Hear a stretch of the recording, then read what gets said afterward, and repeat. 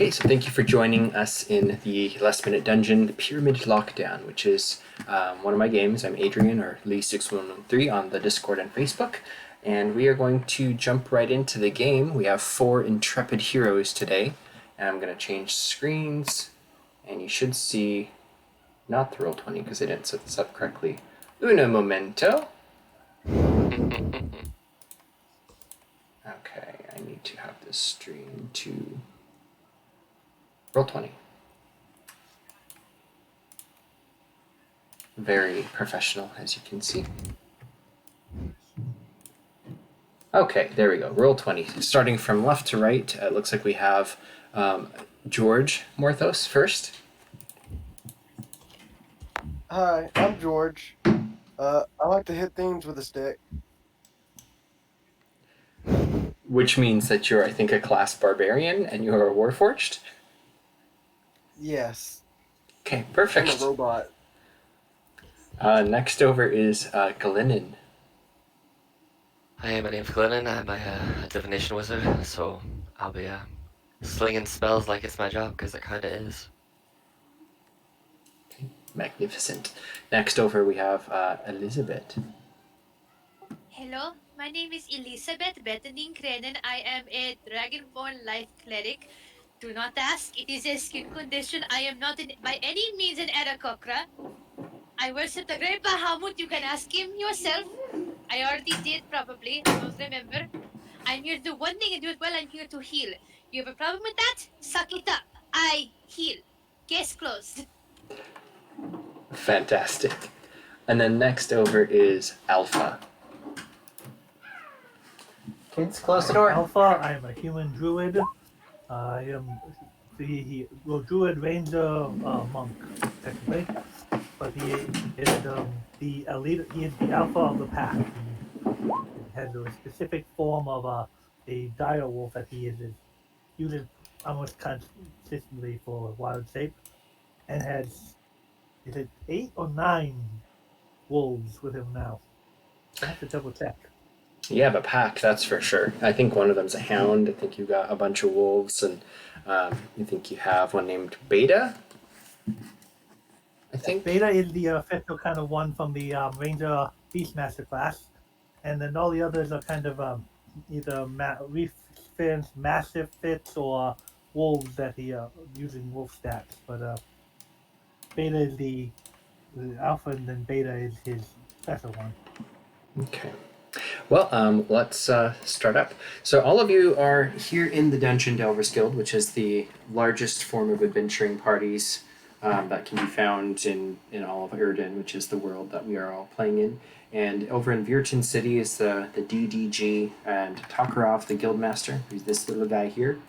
He emerges from his office in kind of a hurry. He's frazzled. He looks like something urgent's come up, and he looks around the tavern or the guild hall and just kind of locks eyes on one of you at a time. The Warforged, the Elf Wizard, the not Arakokra, and Alpha. He kind of looks at you one by one, and just kind of you all hear a message in your mind. So he casts a message to you, and he says, "I need you in my office now, pronto." And as you kind of make eye contact looking over, he beckons for you, and one at a time, or all at the same time rather, you kind of stand up and would approach his office. Unless anybody doesn't want to play tonight, then you can ignore him. But this is the game. So you would go to his office, and inside you would see him kind of picking up an artifact from his desk, and it's probably about the size of a dinner plate, and it's like an arcane glyph. So he's holding it up. It almost looks like a Chinese character or something. And it's made out of some sort of jade or topaz, kind of a greenish color, and it's glowing with arcane energy. And he lifts it up and shows it to you all as you kind of step inside, and just kind of either an unseen servant or maybe it's a mage hand. You don't quite get a look, but the door closes behind you, kind of with a light slam, and he holds up the glyph for you all to see. "This is an Arcane Sigil. It's linked to our teleportation circle, the one anchored to the Pyramid Dungeon, which we were able to lock down long ago. Is anyone here familiar with the Pyramid Dungeon?" And he looks expectantly at the group. I think I saw it from a distance when I was down in Medusa's Smile. but never been there. No, I can't say I've been there. It Gotcha. does not ring a bell to my knowledge. I am so sorry. Takarov is short. He's a gnome. He's probably like 2.5, 3 feet tall at the max. And it looks like Morthos kind of leans down to try to lick the glyph. He holds it out all of a sudden and kind of jumps up acrobatically backwards onto the table and stands on his desk and looks at Morthos like, "You have a strange mind, Warforged. But that's why I want you to go on this, because I'm not sure what's going on over there. The magic is fading," and he holds the glyph up again.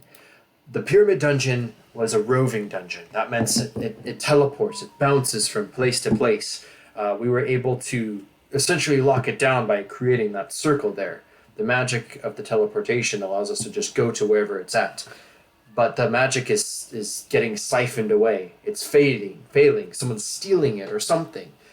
We have probably no more than a minute. So without any further ado, you'll be rewarded. I'll pay you myself if we needed, but get over there and stop whatever's happening." And Wasn't expecting to be here this long. I was needed to get back to the 100 acres. But as long as someone sends a message there, we can have that arranged. Any last minute questions? One more. Yeah, I'm touching myself, and you just see me like fill myself with magic, casting mage armor on myself, so that Wise decision. that happens. Yeah, so my AC goes up to 16 now, and then can I just roll my portent dice since I do need to roll them? You may. And you have 3, if I remember. I have You're 3. actually at 16 with mage armor. Yeah, because I am a so it's +3, so my dex is 16 because I'm a high elf. So I did that. You I should did stand that. behind me. Yeah. I will What's most your- definitely stand behind you because my armor class is only 14. I am not going to have armor in quite a while. I will. I'm only at 21. Yeah, I will stand behind you though. I never say no to other people acting as shields. I just cast don't from worry. behind. The pack can take the lead. Cool. Okay. On that note, is Alpha's pack with him here in the tavern? Or if so, how many? Beta would be at least. Basically, how many do you want to bring into the dungeon? I think he might be some of the pack would probably be left back there, but for simplicity's sake, you want to just have Beta and the others back at the 100 acres. I will leave that up to you. I'm open to you bringing all of your dogs if you want. Just keep in mind They've that got a this home is to stay at now, so I could have all the young wolves and the back there. So yeah, take Beta. Okay, so Beta is at your side. You probably Yeah. only came into town for an errand and left the other. Let's see here. The other 8 wolves back in the town, back in the acres. Okay. So Takarov pulls out his wand and kind of taps the air in your direction, and you feel yourself getting all of a sudden pulled. The glyph that he's holding, the magic fading, it's kind of almost kind of like blinking to just being empty, but it lights up one last time, and you feel yourselves poof, and you are immediately surrounded in a hot, almost arid feeling temperature.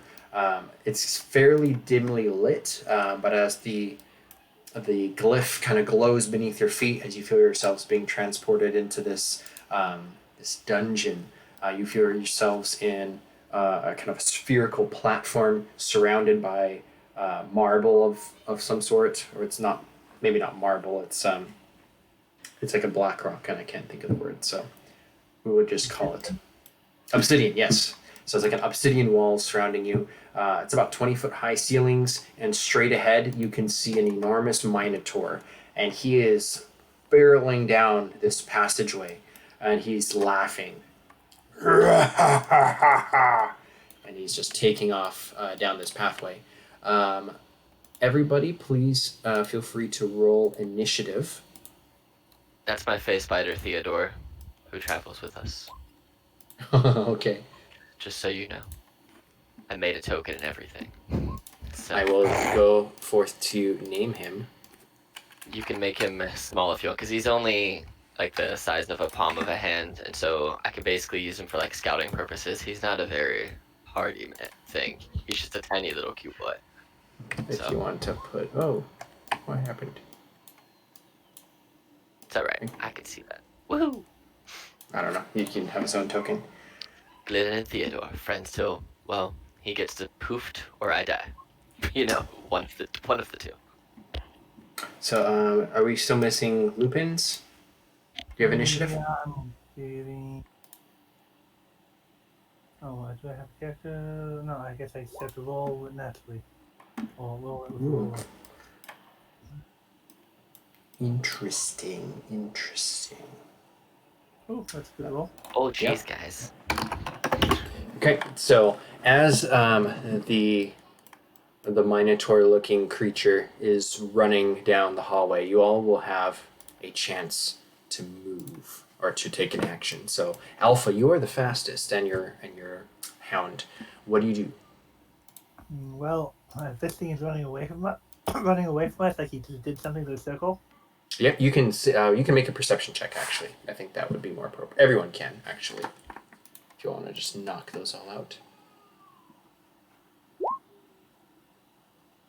I don't imagine scent is going to help with this perception check, so. Not for this. You'd be looking with your eyeballs. So Morthos, Glennon, and sorry, not Elizabeth, but Alpha. You all see that in his hand, he is holding not the same glyph, but it looks to be some sort of arcane stone type thing, and it is glowing brightly, much brighter than what Takarov had in his office. And it looks like he's just running away with it as flat out as fast as he can.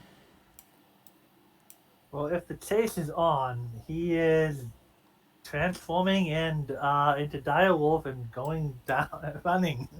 Okay, let me grab your direwolf token. And you pull out monster manual. Wait a moment. What is everyone seeing? Who ran where? What? Where? So with an 11, you can definitely see the Minotaur. You can see he is larger than any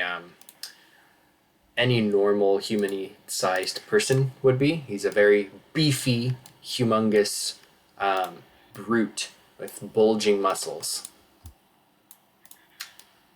But you don't necessarily see the sigil in his hand. He is like cake beef. He is huge. Indeed. His horns are George is gonna easily point at 3 him feet in the front of long. his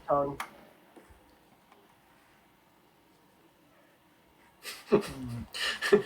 Elizabeth has Yeah, glasses. the control of direwolf token. Oh, sorry. No problem. It's not something you had on the board to begin with, though.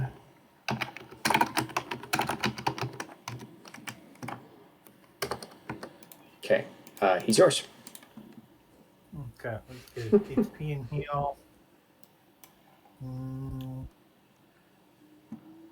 Okay, and direwolf can move 50 feet. Bonus action, so I can still move 100 feet. Sheesh.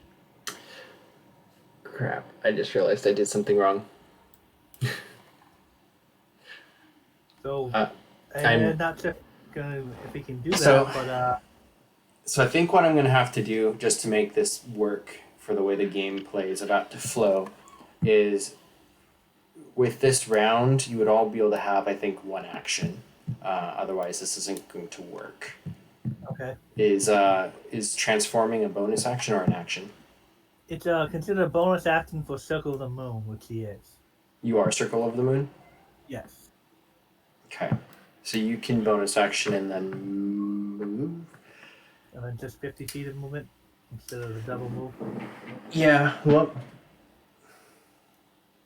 I'm trying to think of how this is going to work, because the next map is not going to work now. I will figure it out. We'll just play on the black space. Beta follows along the Beta follows the leader, follows Alpha. Okay. Perfect.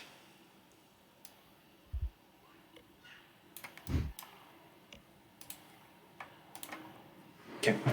So yeah, you're charging after him. I'm gonna make him actually be a double-sized token as well, just so he fits on the squares. So yeah, so you're in range of him.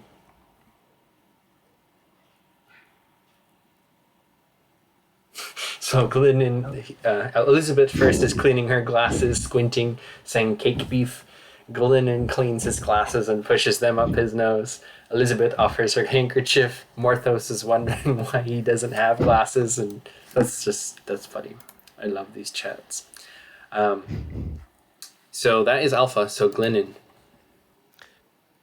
Being distracted for a second with this whole glasses situation that is happening.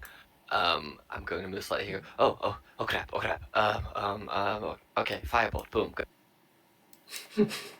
Go.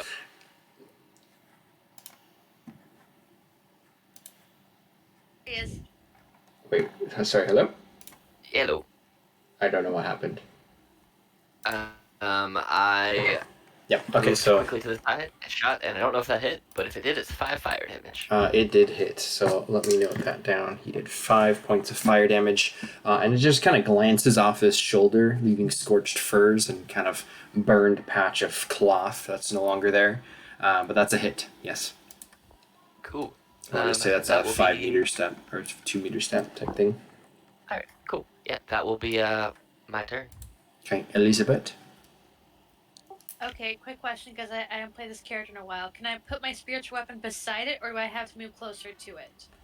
Do you have the spell you can post in chat real quick? Okay.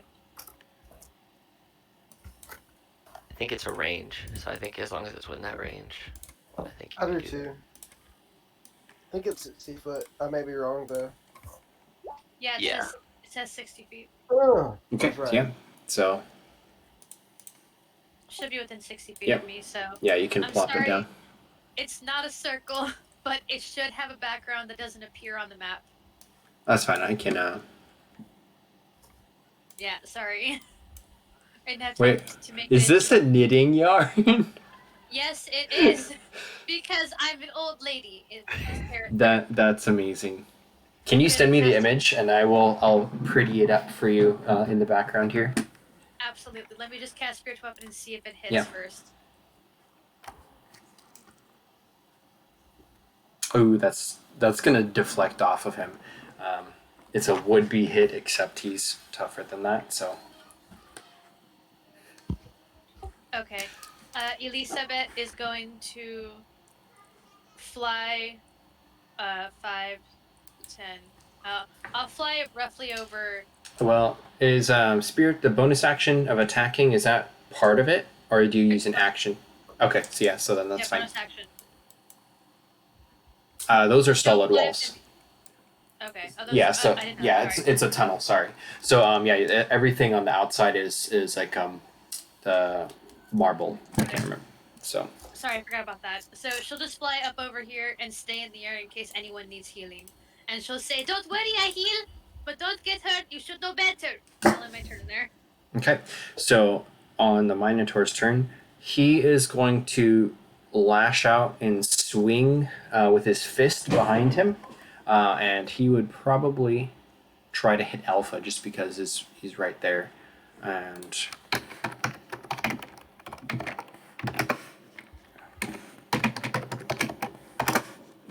So that's a 12 to hit, so that's a miss. He's going to run through these double doors and kind of leap through them, slamming them shut behind, and you get an attack of opportunity, all 3 of those characters. Actually, spiritual weapons don't get attack of opportunities, do they? So. I don't think so, no. No, they don't. Okay. So both Alpha and Beta will, however. Alpha had a 22 to hit, and what is Beta's attack? Beta actually had a higher attack.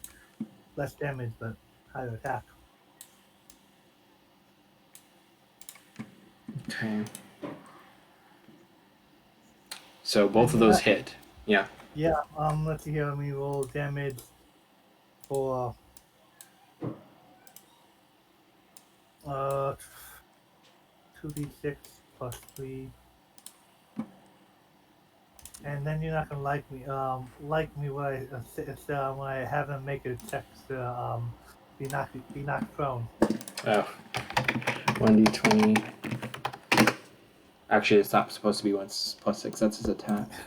It would have been DC plus. 13 strength.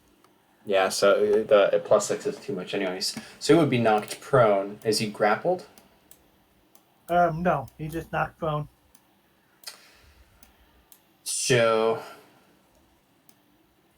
he attacked and moved. He's got 40 feet of movement. So if he stands up for half, that's 20, right? So 1, 2. So he can still get to the doors, basically. And then I need to roll damage for beta, so that's a. So that's 8. For, and that. Oh, beta. Sorry, my computer didn't want to restart. Beta did 10 It's damage, fine. and then yeah, I only did the 8 because I rolled a 1. Okay, so that's 18. Well, technically, Beta would also have a DC 11 for save to be not prone, but they would go off. Will they go off at the same time or not? If they're both hounding him, we'll make him roll.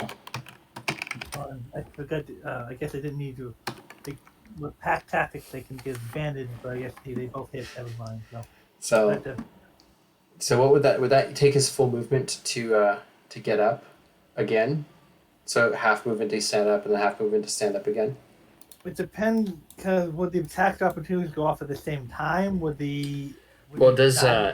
Beta get an attack of opportunity, like a reaction, or is it just Alpha? Because if a spiritual weapon does, what about a pet? The rules for pets, the law rules for pets are very badly written. And most times Change it if you they've want. been. So technically, the pet can't even do anything unless I use action by law. But most people use the revised ranger, which or have edited the pets so they can do stuff. So I guess that's your call. I'll say that you can use your bonus action to attack, but doing the grapple thing, because that's fairly game breaking for this, he will get away. Is that fair? Yeah. Okay. So we want to bring. well, I guess I can have it work, but I'm not going to. So Well, I mean, so he's still. So from what I'm understanding, right, he still takes the damage, but the grapples went, the prones went at the same time. They don't doesn't double exactly. up. Exactly. Oops. Okay. 1 second while I fix all this.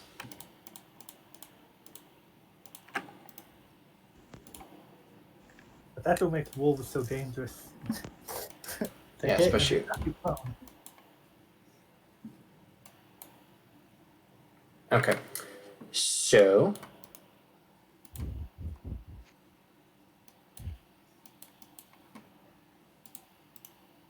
the map begins to shuffle. The marble in the dungeon begins to kind of spin almost as if they're made of cubes, and everything rotates. The Minotaur crawls through the doors just barely and closes them. And then the entire dungeon begins to shift as new chambers begin to open and old ones begin to close. You feel, or Glennon and Morthos, who are still back here, will see that there's now 2 passageways that have now like rolled open. And in them, because you're down there, you can see these. Oh no. That's okay. Hold on, let me. What is that thing? Oh Jesus! So That's real jank. there's a lot of skeletons, basically. Though these are actually backwards. Sorry, this is my last minute prep that I didn't do correctly. Alright, and cue the action. It is a So new it's round. initiative order? Yes, Oh. it is a new round, so Alpha would go first. Oh, the initial order deleted for me, which is why. Oh, because we are. Thankfully. Yeah, 1 second. Let me re-add everybody because it's a new map. Gotcha. Still, Jip didn't even get a turn last round. You didn't? No, Yeah, no, no, I rolled a he- 3. Yeah, because he was after Elizabeth. Oh, Morthos would have gotten a turn. My apologies. What would Morthos have Yeah. done? Nothing. It was too far away, and it closed the door. Would you wanted to try to get closer? No. I was gonna pick up the spider, but the spider's on Glenn's shoulder now, so Do you want it to climb over to you? Because I can totally do that. yeah, I'm gonna take the spider with me. All right, I'm gonna snap my fingers twice, and it poofs from my shoulder and poofs right beside yours, and you just feel it nuzzling up to the side of your face. Yeah, I got spitter now. I'm unstoppable. It's not very strong, so if I think he's going into battle, I'm poofing him away. That's what's happening. That's fine. He has like 7 HP, I think. It's not very Okay. much. I will protect him with my big robot life, Good, but no one else, just the spitter. good. Not that I can't just resummon him later or anything if he dies. No, fuck that. My I spitter. mean, unless I die, No spitter then, deaths. then he's not coming back, because, well, I'll be dead too. So, Okay. So you have you see the dungeon kind of reshaping itself and kind of the 2 corridors opening up, and then you see all the skeletons.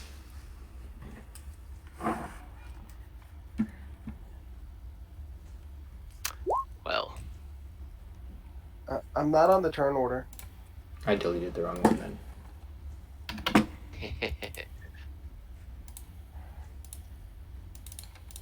So what does Morthos want to do?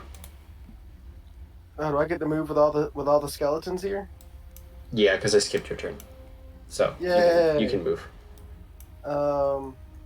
Well, that direction has a lot of enemies. I'm gonna run over here and I'm gonna rage. Okay. Rage. Which means Okay. I have to roll a doohicker That's right. for a thing. I get the wild Oh, surge. oh, you're a wild, Oh, you're a nice. wild magic barbarian. Okay, Nice. Yeah. and roll your Did it roll a d8. number? It Oh, didn't, no, so just roll. showed everything. 6. I You get a get +1 to AC? What? and everyone within 10 feet of me do. Everybody? Oh, even Yeah, only yeah. allies. Okay. Yeah, all allies. Yeah, sorry. If you Okay. think the wizard's going 10 feet inside of a barbarian in the middle of a battle, you're crazy. I mean, I am insane. That's just dumb wizarding. And then I'm gonna reckless attack this dude right here in front of me. Okay. Just fuck him. In particular. I hate to say, but because everybody only got the 1 action, Oh, that's fine then. yeah. So it would be Alpha's turn next. So he doesn't necessarily know what's going on behind him. You would definitely know that the dungeons span around and stuff. Glennon.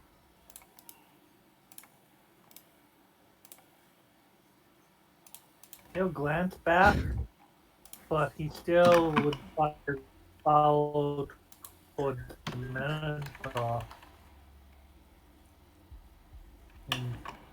How is this door? It looks like it's so it's slammed shut, and it looks like maybe he's bracing it from the other side.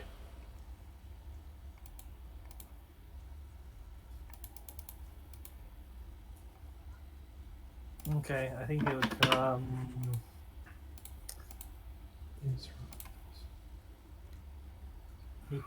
He would probably just try to do a strength check to try to knock at the door. Ram into it, try to push it open.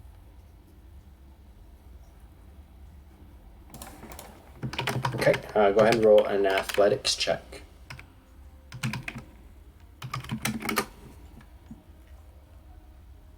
I have a +3. Okay.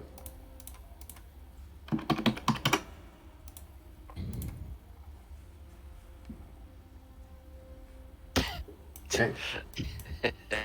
So you ferociously like claw the door and begin to pull it apart, and then you can see from behind it there looks to be the Minotaur there kind of pushing back on the other side, and you kind of claw it open enough to where he can see inside, and then he takes off running, and you're able to wrench the doors open.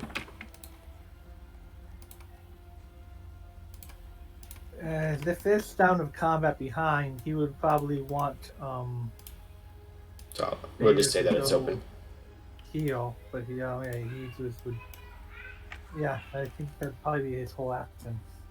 Okay.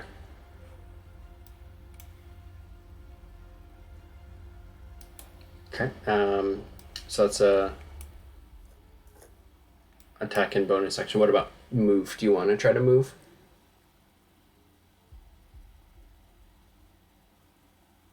Because you're back to a full turn. Me? No. Okay. Glennon.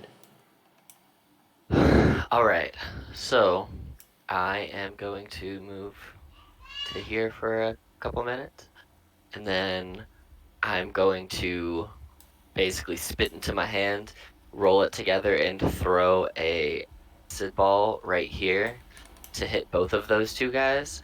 So they both need to make me dex saves of 15, or they'll take 4 acid damage. And those are the top two? Yes, yeah. The top two in the first line. So, like, these front two guys. So they both fail, so they both take 4 acid damage. Okay. And then I'm gonna move a little more to, like, right here. And then I'm going to yell out, There's a lot of guys. We really could use some help, please. Thank you. And that's my turn. There's a volley that launches from all the archers. There's 6 of them. The first rank kind of kneels down into this kind of fine powdery sand that they're all standing on. And you can see, or if you were paying attention, maybe no one's looking in that direction, but they are coated with sand. And they are going to shoot at Morthos because I don't think they really have a clear line of sight at Glendon. And they don't care that the backdrop is more of their allies. So I need to disable this ask me if it's public roll because this is going to drive me nuts. But I'll do that after I roll. None of those hit yet. Okay. So that's the volley. I think that should be 6. 1, 2, 3, 4, 5, 6. So all of the arrows just kind of clinker and clatter, and you can see the shield formation of the skeletons on the other side lift their big shields, and they just kind of clatter off of everything. Harmless. Elizabeth. The big one got away. Coming. Hang on. Hold on. What is the problem? Things over there. Oh, look at all the arrows. Oh my. You ask what's the problem, and Glenn just does this. Waves arms there, like everything. 2020 in a dungeon, right here. It's all wrong. Elizabeth is going to move over here with her blind speed, and is there any? I don't know if I have any AOE's on her. I do have. Is your spiritual weapon still active? Yeah, I do. Cool. Can I move it over here next to me? Or... I don't. I was just looking at what the range to move spiritual weapon was.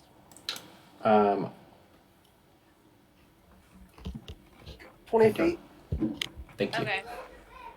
1, 2, 3, 4. I'll move it closer over here, and I'll have her cast for her action. I'll have her cast Guiding Bolt and try to hit this one over here. I can handle this half if you guys want to attack the other half. Okay, I'll go for the other half. Okay. I'll So try hitting that one with Guiding Bolt. Okay, sure. Okay. At least I hope I can handle them. Please handle them. We can't. I mean, I They're have magics barbarians. that I Should be a could. Yeah, that'll hit. Even if you can't kill them all, you should be at least hold them off a little bit. So the skeleton explodes into smithereens. All that radiant damage, Jesus like, Christ. Not even just bone fragments, but metal shards of what it's wearing. Its shield is disintegrated into a million pieces, and it just explodes. It is eradicated. Elizabeth watches as it just like explodes and goes, "Oh my! I should cast that more often."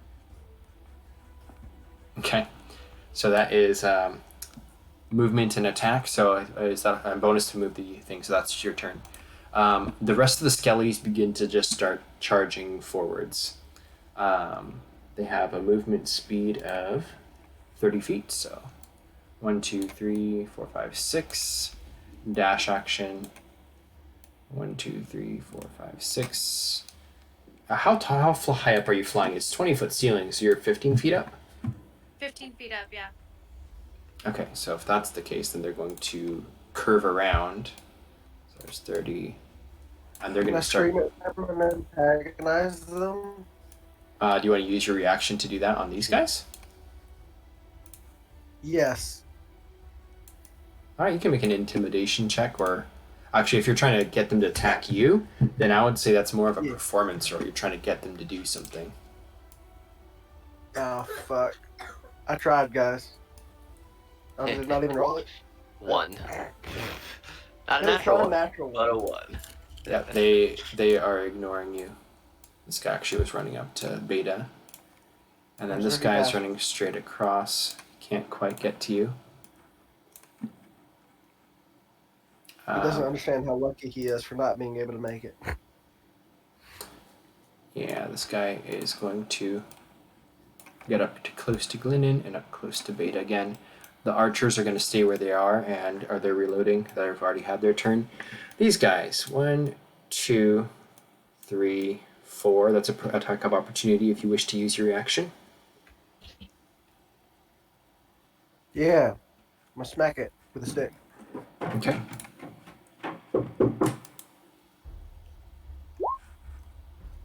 There's a 20 I'm hit. busy.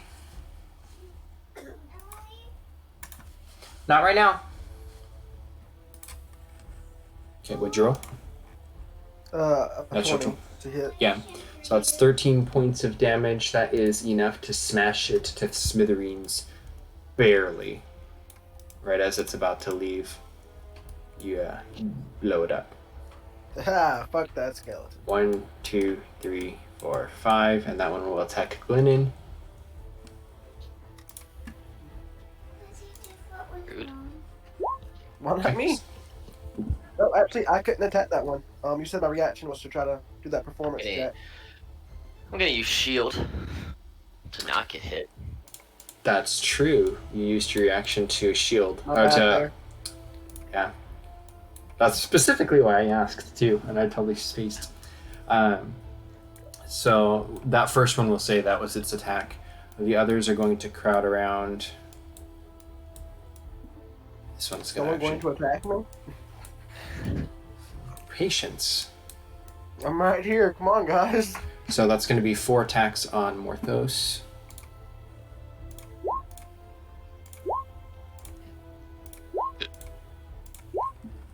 All miss or one hit? Hit. Not even the 20 or the 19. I need a 22 to get hit. Yeah, you're gonna tank these pretty well. So I do have a quick question because I don't play barbarians all that often. If they don't hit me, does my rage end? As long as you do Now damage, you no. You have to either- do damage or they hit you. You have to attack. I don't think it's even necessary doing damage. If you That's attack, true, then it's effective. Okay. So- I just wanted to make sure there because I was like, wait a second, this might be bad that they can't touch me. Okay, so that is the skeletons go, and then it's the mages right after them. It looks like so. Or Morthos, what's your dexterity? My dexterity is 17, so a +3. Yeah, so you actually would go first. So let me rearrange that, and then you'd have your turn. So I guess the first attack is going to be a reckless attack on the dude in front of me, Okay. which just means I attack with advantage, right? Yes. Or that they'll have advantage on their attacks against you. Yep. That's a hit, but that's not so enough to kill it. 24 hits. Yep, that's We'll smack it again then. okay, and that is enough. Recklessly. After the hit.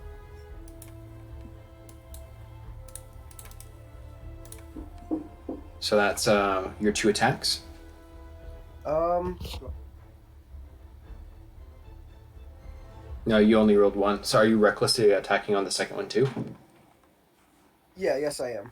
So you need to roll one more time because the 10 misses. Oh, my bad.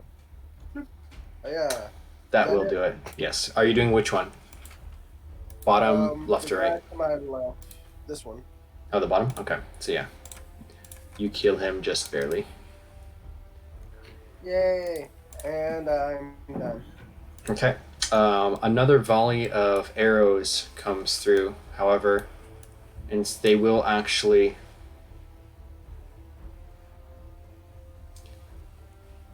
They will move forwards. 1, 2, 3, 4, 5, 6. And then they will shoot. They will. Elizabeth, you're up in the air. So I think they're going to shoot at you. Because. They're going to split it 50-50. Because Morthos, they've got a clear shot at you too. So there's going to be. The first rank kind of kneels down and there's 3 shots on you. Hey, that one hit. Just so you knew, that first one hit. That's a natural 20. So that's going to be. I rolled a 6 plus 2, and then it's plus another 6. So that would be 12 points of damage. No, that's sorry. That is 14 points of damage. Halved because you're raging. So that's 7 points of Yay. damage. And then Elizabeth, the time has come for them to shoot at you. Dodge, Elizabeth. Dodge. So that's 21, 10, and 20. So that's 14. So 3 of those hit. Great. Okay, so 14 damage. Yes. Wait, the 10 hits you? No, oh wait, what was it? Only 3? I Yeah, thought it was just- 20, 21, 10, and 20. Okay, so in that case, I misread the number. Yeah, you're right. There's 21, 10, and 20. So that would only be 9 points of damage. Just 2 of the arrows kind of hit into you as you're kind of hovering Okay. above. not as bad as it could have been. All right.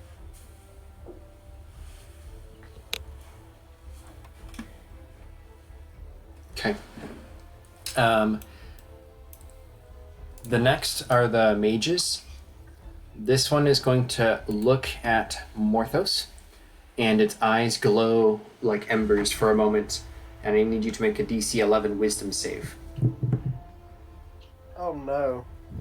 This is not good. Woo! Oops. I don't know how to show this. But the dreadful glare of the mummy, it would normally instill a sense of fear into you. However, you are warforged and you don't feel such feelings at this moment, and you shake that off. In the back, Not hard enough to feel fear. this other kind of wrapped in linens and glowing with kind of green magical energy, it points up at Elizabeth, who's flying, and it will cast this as an action. I don't know how to roll this, so we'll just do. I'm just going to give it a straight roll because I don't have stats on this page for it. So that is a 6 to hit. So kind of a green ray of almost like a net shooting out from its hands outstretched, but it just kind of dissipates before it gets to you, like almost as if you're out of range for it, and you kind of are able to fly to the side and avoid it. And then Alpha's turn. I think Alpha might be BRB. His room's empty. He's gone. Yeah. So we will have Glennon go and then go backwards until Eric gets here. Well, this is a bad time. This is not the best situation that I could have possibly been in. But how big is this thing I'm looking for? It is a 30-foot cube. I can probably screw it. I'm gonna encompass like the entirety of this whole group of people. Is it centered on yourself? It's a 30-foot cube within range, and it's gonna be. I want to try and get everything that's like here. That's 30. That's how big it is. If you're in the center of it, that's how big it is. So where do you want to put it? Cool. You can move your token That's appropriately, and then we'll backtrack to where you actually are. Well, I'm gonna try and get to like center it like right there is where I'm gonna Okay. center it at. Okay. So in my component patch, I grab a couple things of incense in a vial, I smash them together, and I just throw them up into the air, creating this colorful illusion. And everybody, all creatures inside that, except for me, has to make a wisdom saving throw of 15, or they are all incapacitated. Everybody. Okay. DC is 15. You understand that I am a dumb It's robot, 15, right? 15 with save. Yeah, and if you're immune to charm, then it doesn't affect I'm you. not immune to charm, to my but- knowledge. So, I'm taking a nap. All right, So it's cool. Whatever. Well, if this This is a charm. it is a charm. It's hypnotic pattern. So basically, if they fail to save, they are incapacitated, and their movement speed is 0. Okay. At least it says it's a charm. So I don't. Is think there I'm any way definitely to charmed. turn this off? I can't seem to. The skeletons can, Okay, cool. Thank God. but I cannot seem to figure out how to turn off the public roll toggle.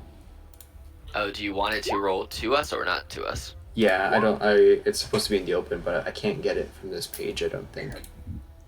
Let me open up another tab real quick and see if.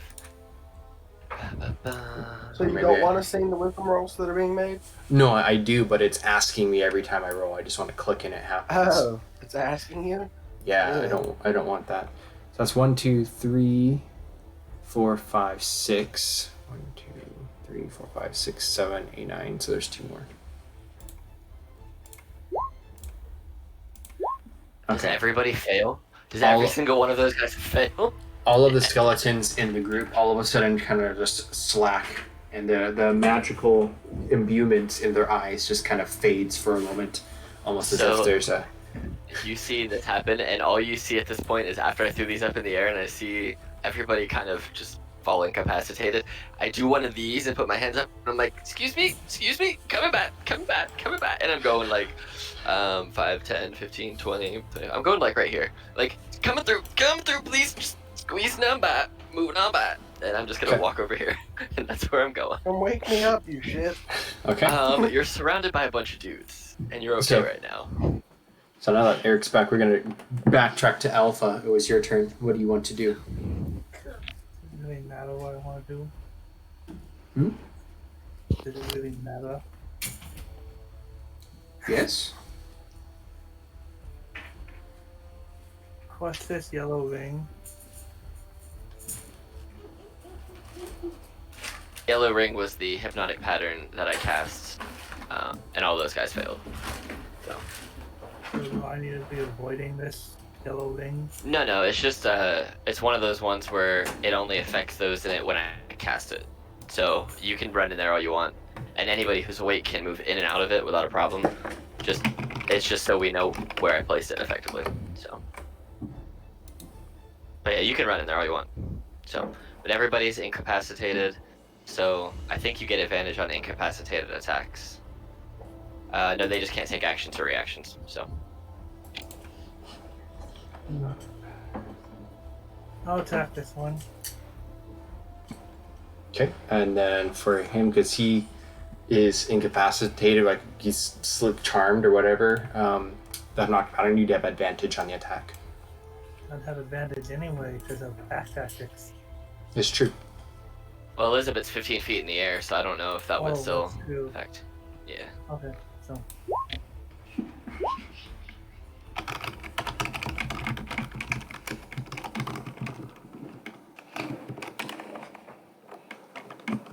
Yeah, both of those would hit, definitely. um, So you can-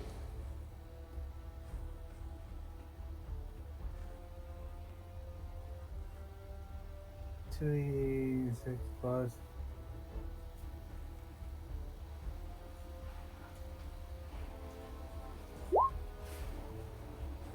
Alright, 10 damage, and then Beta will attack. Beta will attack the one in front of it. Beta would have to make the save to see if they're incapacitated. Well, I guess it's before my turn, so they wouldn't have to. Is he attacking the same one? No, Beta's attacking this one here. Okay. I don't. Yeah, that's all gonna hit.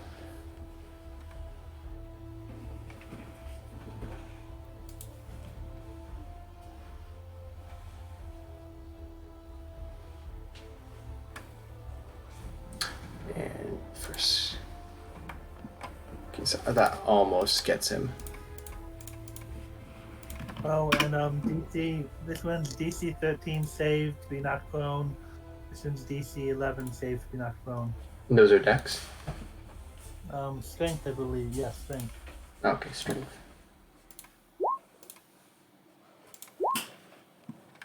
Yeah, so they both. Well, the second one was 11. Yeah, second one's 11. Okay, so he's still standing, but this one is knocked down prone. And then that's when kind of the charm kind of goes off, and then that would be the skeleton's turn. Now that they have a very large wolf target in front of them, they are all going to.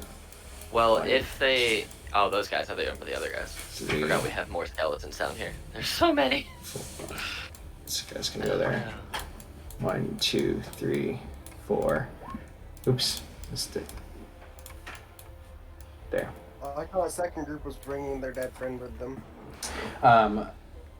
The main volley, I think, is going to be at Alpha. However, this guy kind of notices Glennon standing down there, and he's going to shoot at Glennon.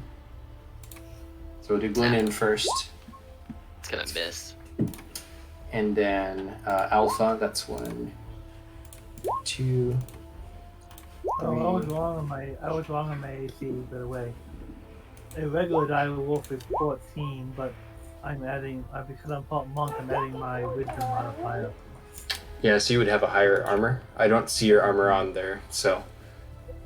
I think the highest that they rolled was a 22 and a 19. It's 17. Okay, so that would be 2 shots that hit into your hide, and it's for 12 points of damage. And then next up would be Elizabeth. Okay, let's see.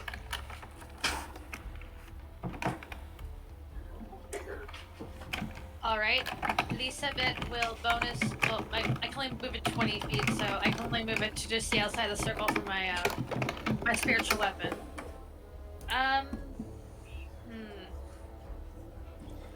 Elizabeth is going to move over.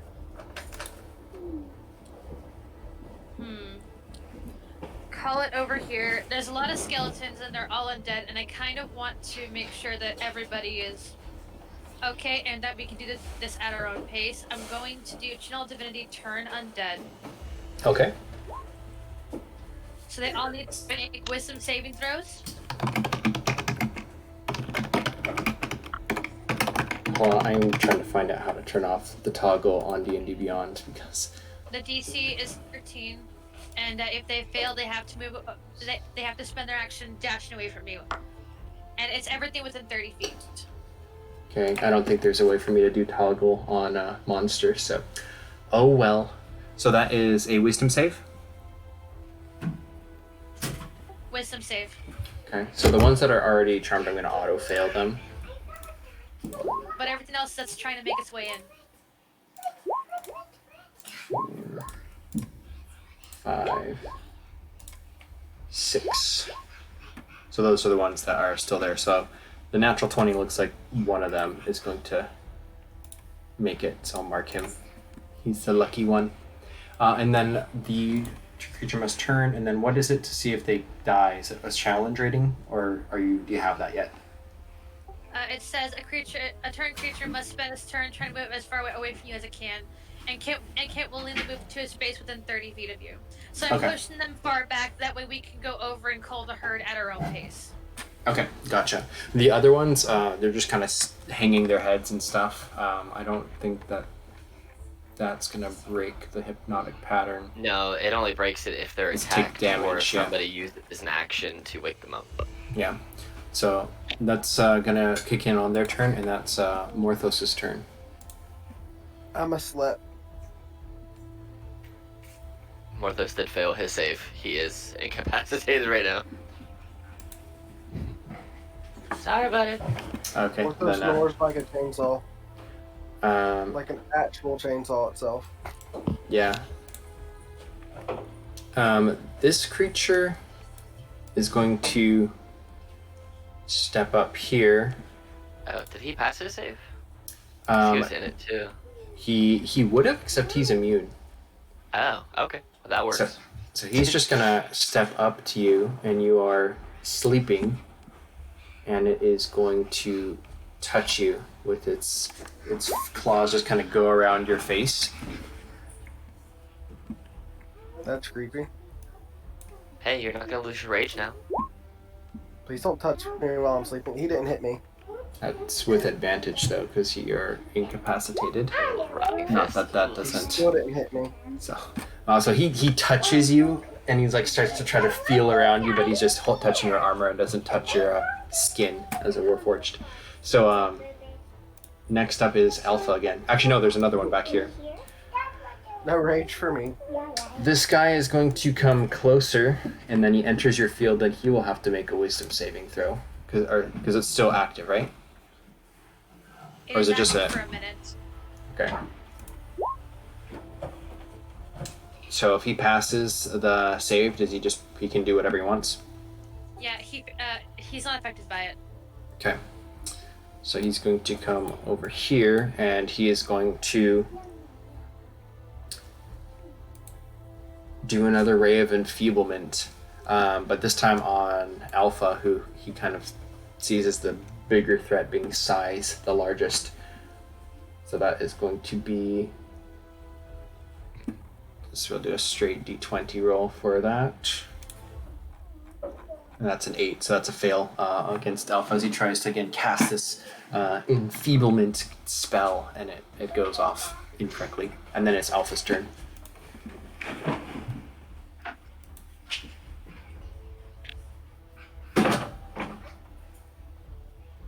So Alpha and Beta.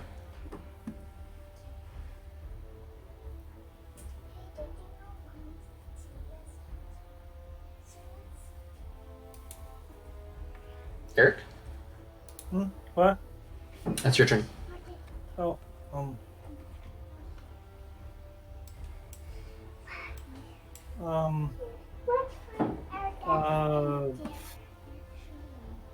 I guess the thing that I attacked last time is still alive. Yeah, so all of these skeletons look like they're kind of slack.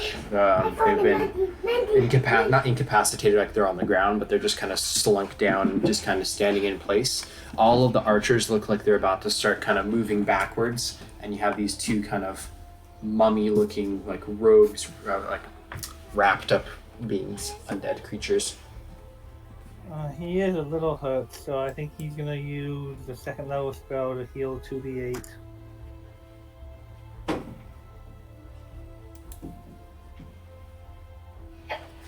Can't remember if I get a bonus to that or not, but 9 hit points. I'll check on if I get a bonus to that in a second.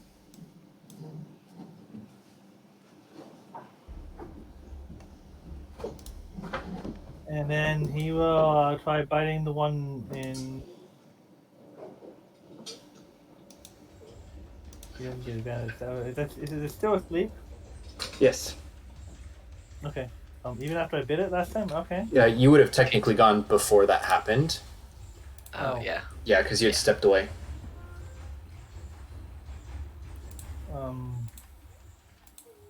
So this time I think I might actually try using Primal Savage. He actually so Primal Savage is dead. So, 10. Oh, yeah, he's kind of knocked out. Oh, no, not great. It was a 10 hit. 10 is not going to hit. Okay. You see kind of magic. This time magic would kind of be forming on his mouth, but it kind of disappears afterwards. Is that for each attack that you have to use that, or is it? It's basically an item that I think actually from Al's game, but basically it lets me use primal his druid spell primal savage in any form. Okay. Yeah. So I think if you have 2 attacks, so you can still use the second one. I don't actually have 2 attacks because I've been multi-classing. I haven't hit 5th level in ranger. Oh, that's rough. What about Beta? Beta will attack and a 17. And I'm pretty sure 17 will hit. Yep. Is this the same one as before? Same one as before, yeah. Yeah. So Beta just kind of tears into it and just rips the bones out, and it clatters into a heap. Glynnin.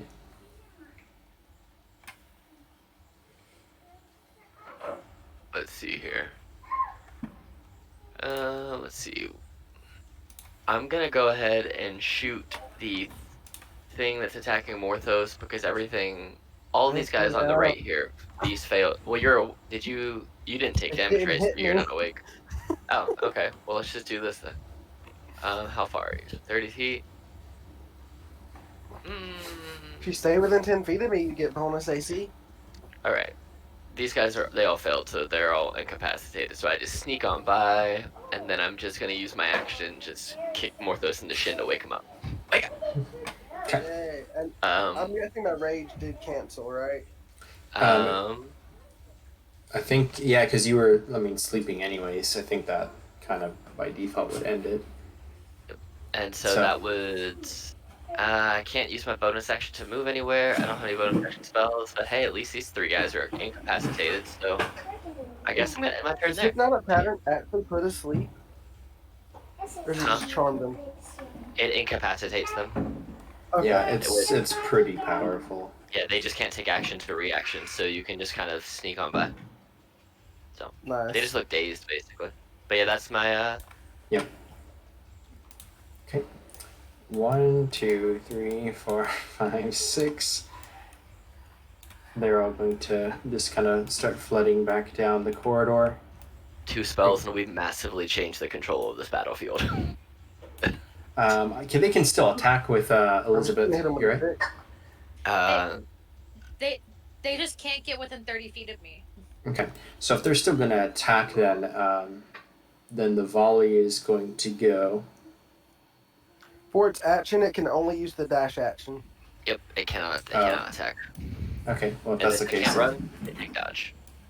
Yeah. So they're gonna Yeah. just keep fleeing down the corridor, except for None this of that one, crap. who is going to level his bow at Elizabeth and just let another arrow fly.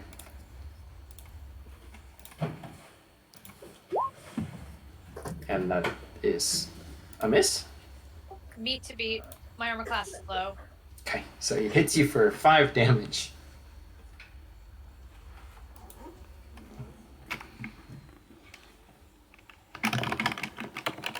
And then next up is Elizabeth, so if you want any vengeance. How? Better! Do better! I'm going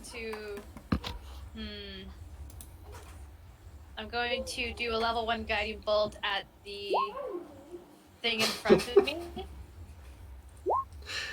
Okay. Oh, that misses! That misses! Even with the fact Okay. that he's the archer. I'll bonus action hit this one in front of Alpha.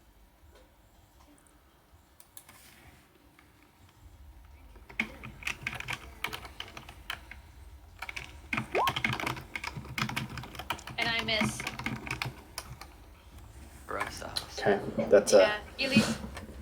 Yeah. If it Elizabeth.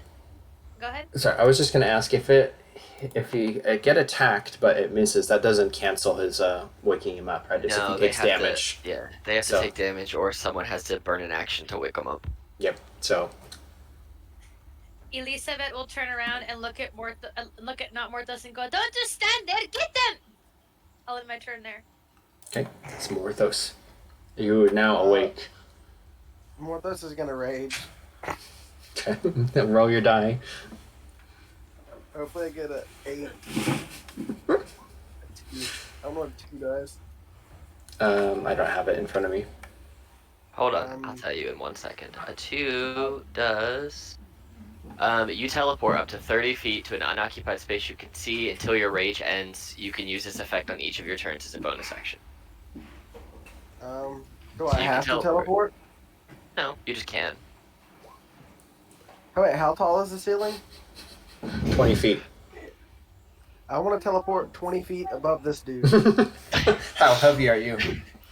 I am 350 pounds. Wait, let me check and make sure of that. I am 350 pounds. That's pretty good. I'm gonna squish this fucker. You can, so if you're falling 20 feet down, you can roll 2d6 as the mummy kind of looks up and tries to jump out of the way. And you can do improvised fall damage. What is improvised fall damage? 2d6 for 20 feet. Yay! I deal 5 damage. Okay, and that's halved to 2. Okay, and then I'll leave the cube. The squares where they're at. So. Okay, and then I'm gonna try to hit him twice, and I'm going to reckless attack both times. Okay. 1, 2 for the first attack. Does a 18 hit? Yes. Oh, +2 because I'm not raged. I am raged. That's 12. Okay. That hits him. And then Yes. second attack will also be reckless because why not? I've already reckless once. Okay. That hits him as well. For a 23 to hit for 13 damage. Okay. Yeah, you hit him, and some of these wrappings are getting carved out, and you can just see rotted flesh from underneath it. And bits of junk is flying out from where your warhammer hits, but it is still alive. And that is Skeleton Archer's turn, it looks like. This one is going to step down here and shoot another bolt at the flying Erakokra, who he does not like. It's 5 points. And the others are all going to remove themselves from the premises.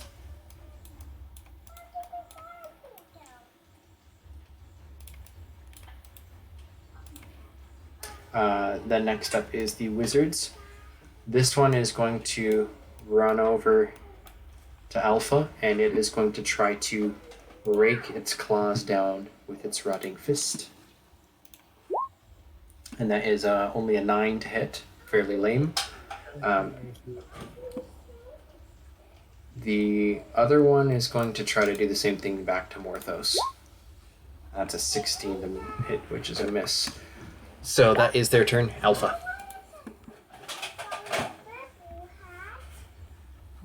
This guy behind me seems like the bigger threat. So I will turn around and try biting him.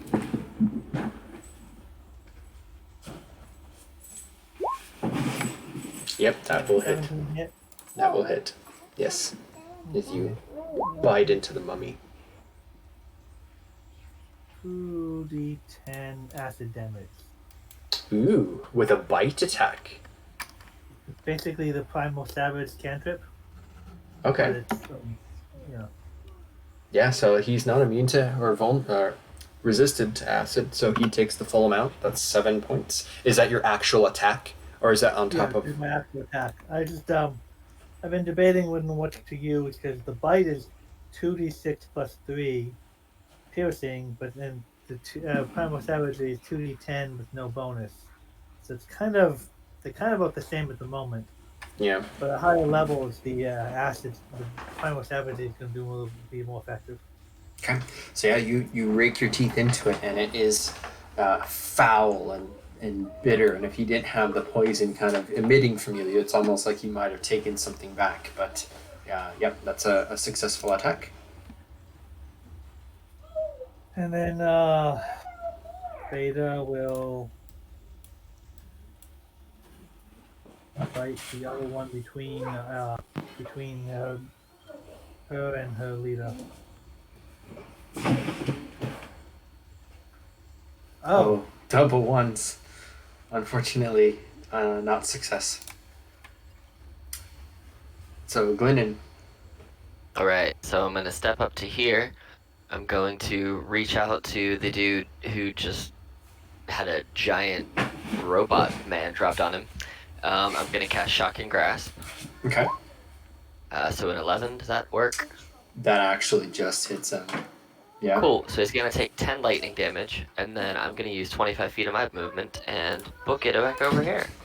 How very fitting of Glennon. Attack of opportunity, free. Just bam. Okay. So he gets no reactions until his next turn. So Okay. The skeletons are all incapacitated, so that's Elizabeth's turn. that lasts for a minute. So it's Yeah, not for I a think minute. this is round 4, I think. Yeah, I think so. All right, Elizabeth is going to. Elizabeth is angry with this one right here. Is going to fly down and hit him with her mace key.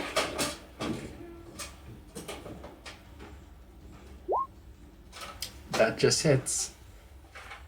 Elizabeth is going to bonus action pull over her spiritual weapon and hit it with that too. This big ball of yarn. Glowy, magical yarn. And I hit it hard with all the needles and the yarn inside of it. And this is force damage, not radiant. Yeah, Okay. Okay. Yeah, it hits it, and the mummy kind of drops down onto its crouching position and kind of. Elizabeth is going to adjust her glasses, point to it, and go, no, stop it, no. So I would point out, because you moved in for a melee attack, you are now 10 feet off the ground, so 5 up from him, which means you are in range. I am aware.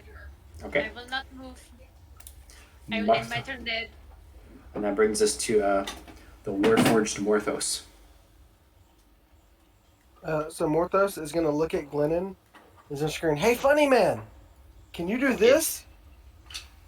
And then he's gonna teleport 20 foot above this here magic Zambi thing. And he's gonna try to land on it. Yeah, I bet he lands on Okay. it. Yeah, you land directly on top of him. And 2d6 damage. Yeah. Yeah. That's enough to kill him. He's a 0 hit points. He's at 0. So you. Does it look So- alive? Yeah, you can see it just kind of squished out from underneath you, and then you just see it go. And dies. it's a skeleton. Did it ever look alive? Well, this one's a mummy. This one has Oh. rotted flesh, and there's the skeleton beneath it as the flesh just droops off its cheeks. It's just very simple, Gross. but you kill it. It's dead. No. Attack. I couldn't get that because of the scratchy voice. He's gonna hit it with his hammer. Yes. I'm gonna hit this with the hammer. Okay. That And is. then I'm gonna hit it with the hammer again. Yeah, it jerks itself awake as you hit it because it doesn't die in that hit, and then you just crush it to pieces, and it is dead. So at the end of my turn, I'm gonna look at Glennon and see if he answered my question. I'm looking through my bag quickly. Like, hold please. The archer, this skeletal archer changes, seeing as how it's getting close to Glennon. He just levels its bow at you, and that's an 11. So that, yeah, and then it is the other one's turn. This one is going to continue to attack actually Alpha because it doesn't like being so close to such a huge creature. So it will Rotting Fist attack you for 19. No. Oh, right, 19. That actually does hit. Okay. So it will actually deal quite a bit because it rolled high. Wait, Eric, what's your AC? 17. Damn it, I wouldn't help. Sorry. So yeah, I need you to roll a DC 12 Constitution save. I save for what kind of save? Constitution. Sorry. Okay. Wolf con is better than mine, so I use that. Okay, next. No. Yeah, so I'll actually use the +2. Okay, I'll actually use the wolf con. Okay. So in your wolf hide, you can feel that your fur is thick and you are not contracting the plague of any kind, but you do take 23 points of damage of both bludgeoning and necrotic as it just claws you. And that is its turn. So Alpha, you're the next up.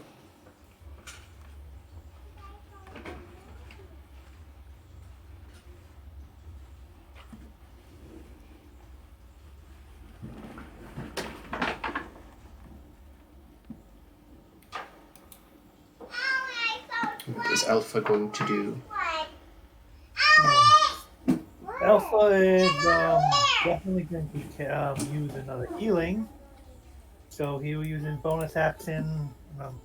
I forgot to cast Hunter's Mark before I transformed, and now that I'm in animal form, I can't cast normal spells except for healing or for primal savagery. So he's definitely going to use some healing for 2d8.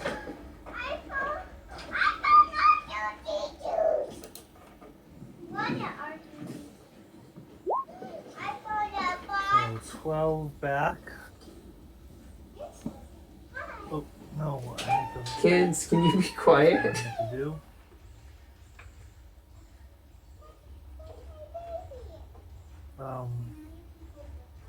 That equals 12. It was supposed to be Yeah. plus 12. What was I at before?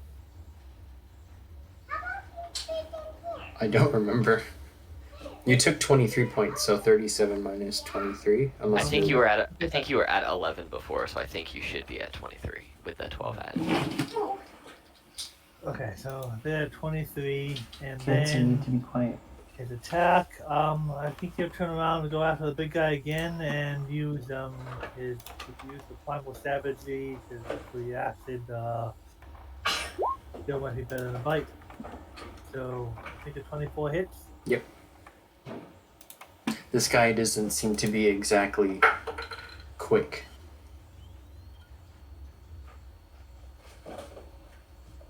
That's Okay. The primal savagery does 12 damage, and then Beta will go after this one between them again. Beta gets +7 for her bite. Oh, I guess the other thing is primal savagery doesn't cause trip attack. I can choose which one I want to use. 9's probably not gonna hit, but I will advantage. Yeah. tactic. Does a 16 hit? Yes. Can you do 3 damage to it, please? Yeah, it does plus 2d4 plus 5, so Yeah. It, 3 damage. it's very dead. You just kind of rake this skeleton back to the ground and it shatters into the floor. Glinin. And it will move over here to. Oh, that's I look at Morthos after quickly filing through my bag and my book. I can't teleport today, but I can fly on my magic broom, but, you know, whatever. So how's this dude looking, this enemy? He looks pretty gnarly. Like, he's been clawed up through bite attacks. Like, he's All right. definitely bloodied. So I'm gonna go ahead and need him to make a wisdom saving throw of 15 as I cast Mind Spike for 21 damage. Okay. And in doing that, you see that I utilize so much magic that I actually get magic back, because as a divination wizard, any second level or higher div spell I cast, I get a spell slot back below that. Yeah. How does the spike kill him? Basically, those around him, you see his eyes kind of flush this creamy white color, and then I, as part of the spell, I always know where they are. So you actually hear my voice come out of his mouth, and all it says is, "Time to die," and his head just explodes. This is probably very unsettling for Elizabeth and Alpha, who can hear this. But then it just boom, and it's dead. And so, because that's a concentration spell, but because I didn't have to maintain concentration because he died, does that drop the hypnotic pattern? Yeah, if you're casting a concentration spell, the act of casting it is a concentration. Cool. So everybody who was incapacitated is now no longer incapacitated. Well, that's interesting. I really just wanted the spell slot back, and I don't know if we're gonna get a short rest anytime soon, so it gave me the ability to get one back. So, you know. But hey, they're awake now. Okay. Who's this guy? Oh, that's okay, so the archer actually goes next. They're off the initiative because I put them in GM layer, but this last guy, I made him go on the wrong turn, so I will just... You want this arm? Hey, this is a new round, so yeah, I'll make him go on the correct turn, and he's going to shoot once again at Glennon.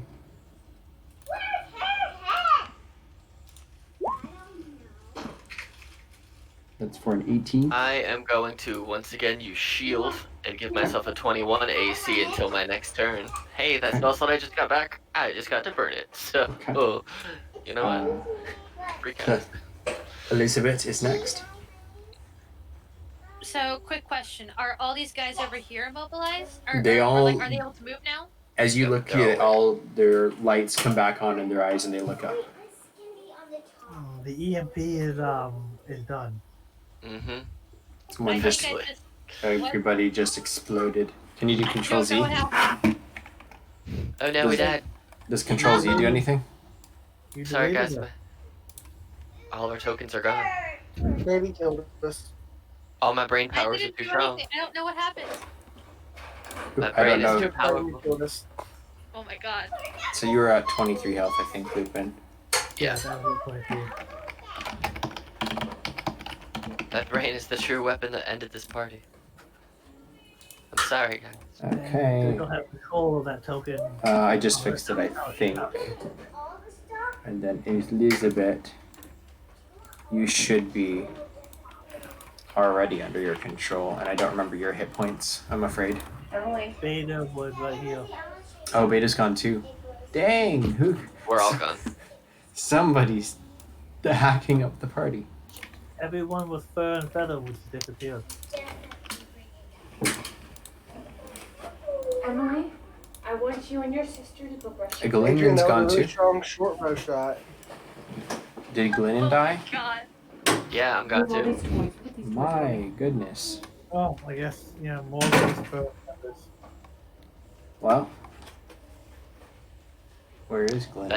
That shield I put up, man, it really caused I split dimensions and just sent us off somewhere else. Bye. Morthus, you can teleport, but can you make a whole group disappear? I think not. Hey, how do you know this wasn't my wild magic? I don't. Oh my god. Oh. Arthas, An arrow bounced off and then we disappeared. I think this is Morthos gone fixed. as well? Yeah, No, Morthos Morthos is is also not. gone. Morthos, did you do it? No, I actually didn't do this. I don't Do know. you? I wonder if it's roll 20 because they were supposed to do work on Yeah, it right 'cause now. Yeah, they're gonna work. So roll 20 killed us all. They They hate were us. going to work Damn it, on the 20. video and audio. But, yeah, That's why I was thinking it would be fine, but Possible glitch, other things. But yeah. where is Morthos? Jump over here. You'll be safe. I don't know where Morthos is, so I'll just do you Some for bored the... roll 20 IT guy was like, "Watch this, guys," and just deleted us. oh my god. Why Like, does oh, you think that you're cool, sound watch this, plausible? I'm the master of TPKs. Watch me. Hell yeah, What? Morthos is giant now. No! Morthos got jacked. I'm okay with this. We can make Morthos jet. I was Learn, right my learn the God. spell. Enlarge. Alpha, you were down I significant. I I have was about to 8 cast Healing Word. intelligence. I'm not learning any Oh spells. yeah. I was at 23 of my math. Yeah, my you have math- 37, Yeah. right? Something like Yeah, that. my math's 37. Yeah. Yeah, because I was gonna use my turn to cast Healing Word. My initiative was 14. I accidentally put Mine in was a 23 of 18.3. 23. Audience. It was audience. Audience did it. Audience, why?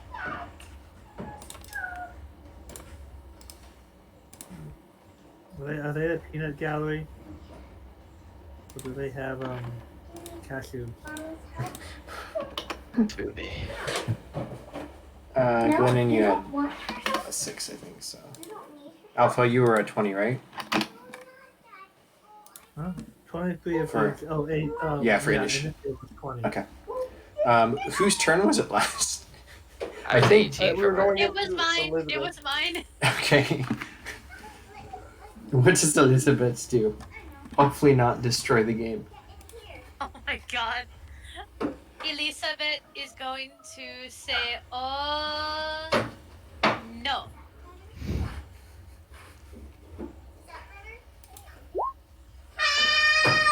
I'm going to cast Healing Word on Alpha, up to 6. Lizzie needs help. I tried. Maybe 29. Alright, Oh, and yeah. I lost my spiritual weapon in the middle of all that. Let me pull it back up. Even the ball of yarn wasn't spared. Oh my Nope. god, no, I can't find this. Okay, there it is. Also, you know who else wasn't spared? Theodore, but he's back now. Theodore, also for some reason my spiritual weapon is gone off my sheet. My Theodore. Ha. What about Alright, Alvin and Simon? Come here, Theodore. I'll have her walk over here and attack the guy in front of her. You need to get you 3 spiders. I don't know if I can carry that many familiars at once. 3 spiders, Alvin, Theodore, and Simon. And they could still end singing big. That's You true. continue to go play in your room. They'll probably David, be better at performance than I am. I rolled True. a 1. Well, mine's a Not plus even a 0. natural So. 1. Actually, I what is rolled the a spiders? 31. Let's see. Go up to your room. Go up to your room, kids. They have Hey, a minus close the 4 door. to charisma, Both so doors. they might actually do better than do worse than you. So now that all these other skeletons are awake, do they need to make wisdom saves against Katie's turn Yeah. undead? Yeah. I thought that was only when you did it, that one turn. I think it's an active. Oh. It's anything that's undead within it, so if they're all undead, which they are, then they have to do Long that. as Gotcha. continuing, yeah. So I had the guy in front of me for a 16 to hit. Yeah, 16 will hit. Everyone but the 15 is okay. No, the 15 and the 17 because the DC is 13, so only 2 of them are affected. Okay. These 2.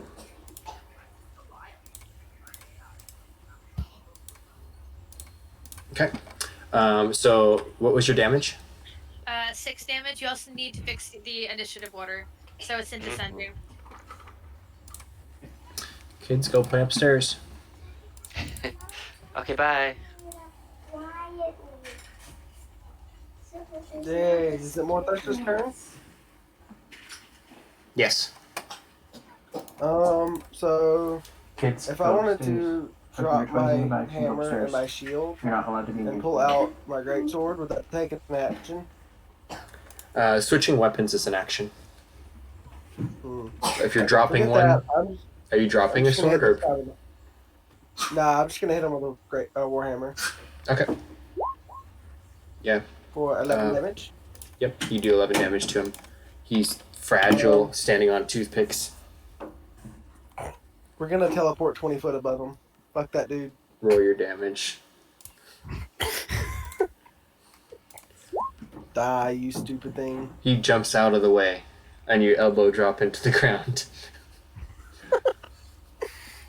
Elbow drop. So does he die? Nope, he jumps out of the way. Oh, you dirty shit. So that I'll hit is him your. again then. I only made one attack. I have to. Is it a teleport a bonus? It is. Okay. So yeah, from the floor you just sweep out his toothpick legs and he's dead. And then I'll use normal movement to stand right here in the middle. Okay. Skellies. These ones have to run away. 1, 2. Okay, so attack of opportunity. I want to hit the second one. Okay. This one right here. Smack. Okay. For 11 damage. And you just can't seem to get them to kill him one hit. I think he's alive. 2, 3, 4, 5, and he's off screen 6. These two are going to attack Beta because now that all of a sudden they are awake and they're getting mauled by this wolf. So that's going to be 2 attacks on Beta. Beta's AC is 16.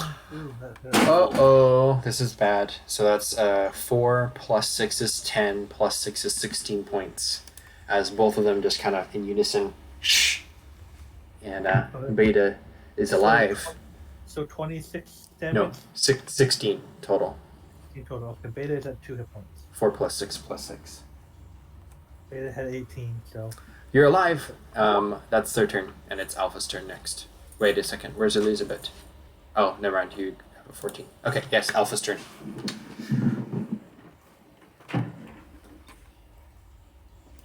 Yeah, let's kill these skellies. So, let's attack that one first. With Alpha. With that, so bite instead of the 19. Yep. So Yes, he's probably dead at this point. Let's see how much you do, though. I'm actually gonna do bite then this one, 7 damage. Okay, he's not dead, actually. Not quite. DC 13 and be knocked prone. Strength or dex? Strength, right? Strength. Okay, yeah, he stands as you kind of rip his arm off almost. He still has his sword arm, but he's standing up. And I'm wondering if Beta should disengage.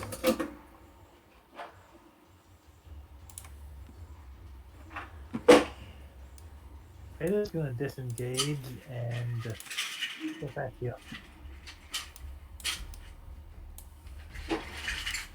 Okay. That's your turn? Yeah. Okay. The pesky archer is going to draw back once again and aim at Glennon and try to shoot you. It misses because I'm still at 21. It's not my turn yet, so. Next is Glennon. How is that archer looking? Full health. Not Alright. touched. Well, Nobody's. he's a skeleton, so he's dead. Alright, so I'm gonna cast a new spell that is from the new book. So I look over at Morthos, I'm like, you can teleport, but can you whip with your mind? And I need the archer to make an intelligence saving throw of 15 for me, please. Alright, so it fails. It's gonna take 10 damage, and it also gets all these other effects. It cannot take a reaction till the end of its next turn, and then on its next turn, it can move, take an action, or bonus action. Only one of them. So, Okay, yep. it has So- been mind whipped. It kind of like lowers its bow for a moment, kind of touches its skull, clatters the bone to bone, and then just kind of like reaches back for an arrow, draws another arrow up. But it's still up. Cool. I just look over, I'm like, whoosh, and that's. Does anybody even know what happened with this? I'm just making whip sounds with my mouth and like pretending I'm whipping stuff, but it's all happening mentally because it's a mind whip. So I don't know, but I'm I gonna. like to think that move back Glennon is here. making all those noises, just push, push, push. It's like, what are you doing over there? Pew, pew, Focus pew, on pew, combat. pew. What are you doing? It doesn't Focus. look like I'm doing anything, but I'm killing people inside of their own brains. Like I blew that one guy up. I hurt this guy with it's all brain stuff. Brain damage. My nickname, Brainwave. It's a two-way street with you, though. You know Yeah. that's an actual villain? Hmm? Brainwave is an actual villain. Oh, I know. Yeah, that's why I made that comment. But yeah, that's the. I'm gonna move where I am, and that is. Yeah, it's my turn. Okay, so Elizabeth. Alright, Elizabeth is worried about the puppy, the big scary puppy, is going to make a judgment call and cast level 1 Cure Wounds on Beta.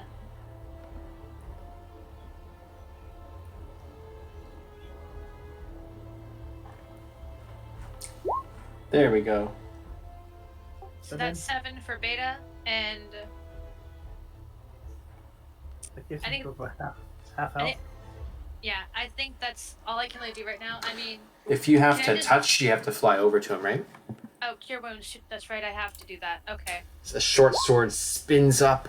It doesn't even look, and it tries to attack you. And you fly harmlessly out of the way. I fly over to Beta, and I heal. And I don't have my spiritual weapon because it got deleted. I can re-upload it, but can I? Yeah, if you... Yeah. I was actually trying to find you something, and I Yeah, couldn't.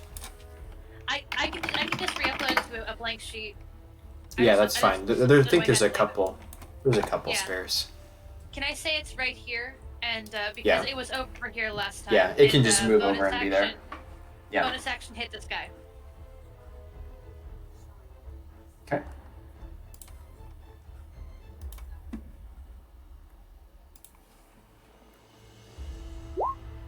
That's a miss, unfortunately. Was too worried about the puppy. I'll end my turn there. Morthos. Beta, Monsieur. appreciate it. So Morthos is going to make a running charge. Let's see how far. Backwards, face back up. How far are you away? Morthos is going to run about 15 feet towards the archer, and then he's just going to teleport before him. And he's You're gonna hit him so with his stick. dumb. Hey, just because I have an 8 intelligence doesn't mean I'm stupid. Yeah, you can roll your... Oh, is it Warhammer? Or are you teleporting? I teleport in front of him. I'm not going above him. Okay. Yeah, you can kill him though with the Warhammer. He goes splintering, flying across everything. Oh, He's dead. wait, I didn't know he was that damaged. Shit. Yeah. Morthos is gonna walk over to his body and he's gonna look at Glennon. He's like, I can hit it with my head too, and he's gonna headbutt the dead body. Okay. The skull fractures and crunches down. There's no brain underside. It is hollow and break it to dust. I can whip it with my mind too. Ugh.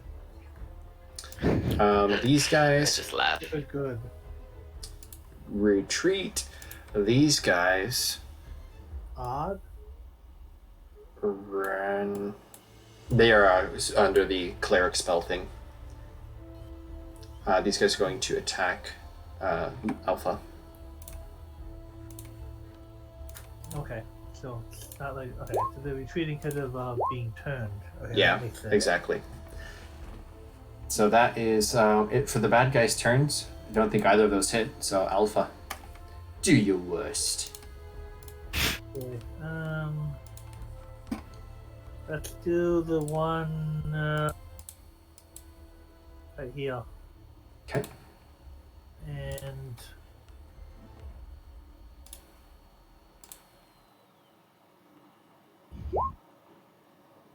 does 12 hit? Yeah, skeleton. No, it just misses. Unfortunately, 13. Do you have advantage? Does Patek count with the spiritual weapon? Let me see. Is it whenever they're within 10 feet of you? Wolf has advantage on attack rolls against if at least one of the allies within 5 feet of the creature. So I would think that the spiritual weapon would count as an ally. Sure. I'll look at it later, but yeah, you can roll with the advantage. Yeah, that hits.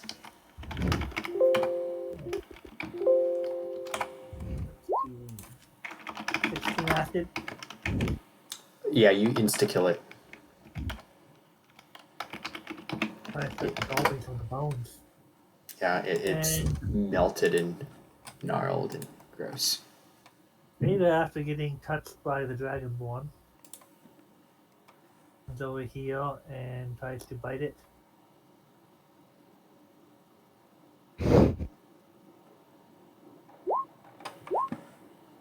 Even 18 hits. 18 does hit. So, 10 damage, bite. That kills it. Okay. Yes, it is down. And that's the combat in here as silence rolls over the room.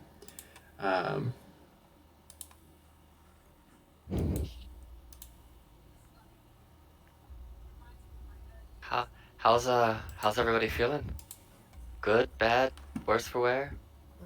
The wolves can't George is talk. gonna headbutt the skeleton again in response to that question. Wolves can't talk, but they'd be slightly bloodied and hit, but they look okay. Okay, I can do a thing, but I would like to rest after I do it. Is that okay? Yeah, I'm fine with that. What kind of rest do you want? Just a short rest. I'm not that old yet. I'm only 26. That's fair. How old am I? I forget. I'm really old. Oh, I'm only 300, so I feel you. I'm not that old either. Oh, you look a day over whatever the normal age is for your people. You look very young, is what I'm trying to say. I'm going to use Channel Divinity, which is Preserve Life. Reason I'm asking for a short rest is I get one back for a short rest. I think it said I get a number, but I think it's one.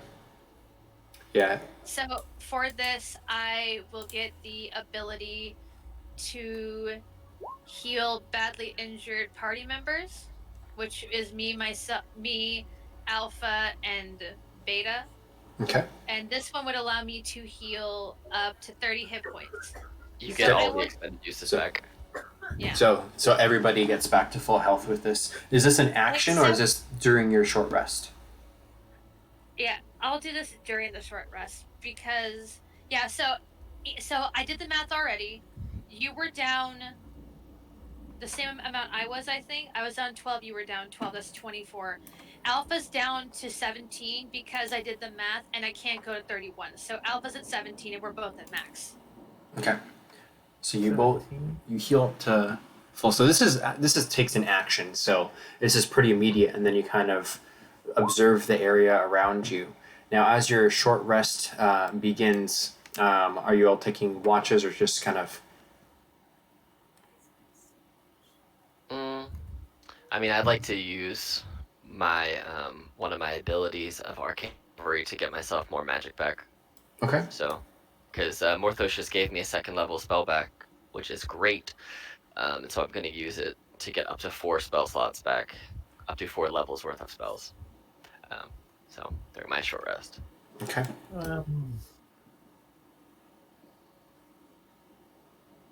Should we do some scouting? You're gonna go during your short rest and scout. He would probably turn back to his normal form and ask, like, should you do some scouting? I could take Theodore and go do scout some areas while you rested here.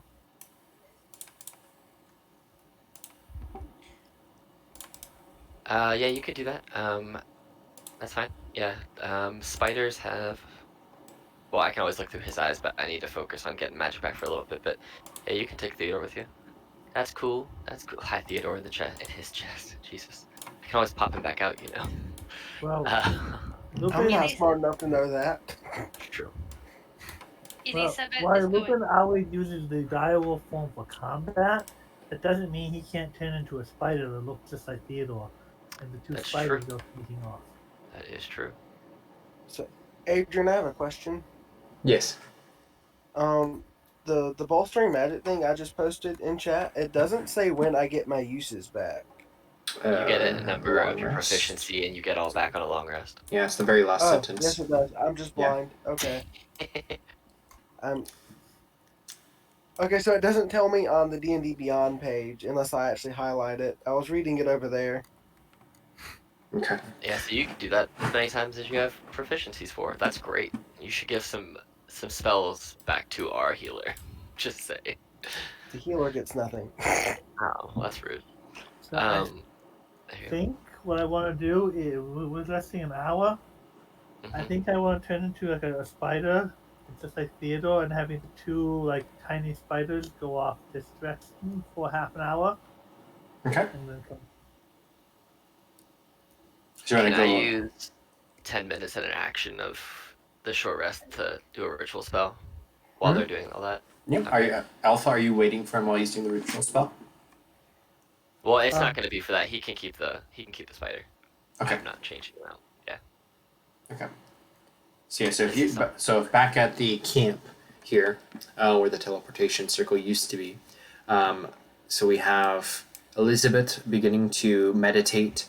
We have Glennon beginning to ritual cast. We have Morthos probably licking the floor Passing or out something. magic. Just Yeah, passing that out. hopefully. And He's teleporting to the ceiling and back down. yeah, that I Morphos think is lasts being for 10 minutes or something, so it goes away, right? It lasts for Pretty until my rage ends. Yeah, so you can no longer do that. But Alpha and is Beta staying with the group? Hmm. Is Beta staying with the group, I presume, and then Alpha yeah, Beta. I and mean, Theodore? Beta's not gonna be able to. Beta can't turn into a spider. Yeah. So we will shrink you down to spider size. No, I can't. Actually, I can. There we go. So Alpha and Theodore, Adventures of the Two Little Baby Spiders. Two spider boys. So you go through, and because you have previously forced this door open, there's a big old crack where someone can squeeze through. As spiders, you can just crawl through, no problem. I will take you through. Where's the boss room? There it is.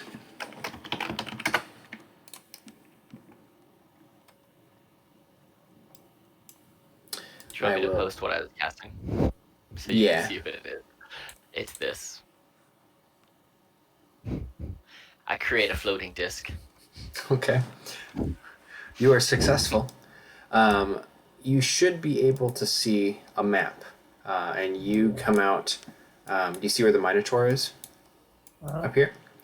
The Minotaur, you can see. Hold on, I need to turn these to be the right layer. 1 second. You're using Tensor's floating disk back at the camp. So my plan of it is like I can't use it myself because if I'm within 20 feet of it, it's not operational. But anybody who can't fly, because I have a magic broom, and Lisbeth can fly, and so one of either Morthos or Alpha and Beta can hop on it, and you guys can fly over whatever you need to fly on as long as you're 20 feet away from me. Which, if I'm on my broom, you could do because it'll hold up to 500 pounds. So, and it'll just float I around. don't know of any place we need to fly yet, but I, it's But- more of a preparatory thing, and if we don't need it, we don't need it. Whatever, that's fine. I almost can't fly on your disc Yeah, you're almost too chunky. because I weigh 350 and I'm carrying 120 pounds. There you go. It'll be a slow-moving disc, but it'll move you. Okay. This is basically what you see, except they're coming from back here.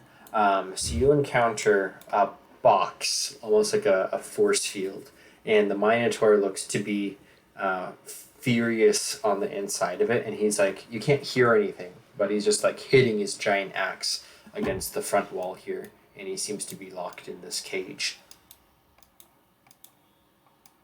Around it, you can't really pass by on this side because of the walls. It's a passageway, so it's completely sealed off.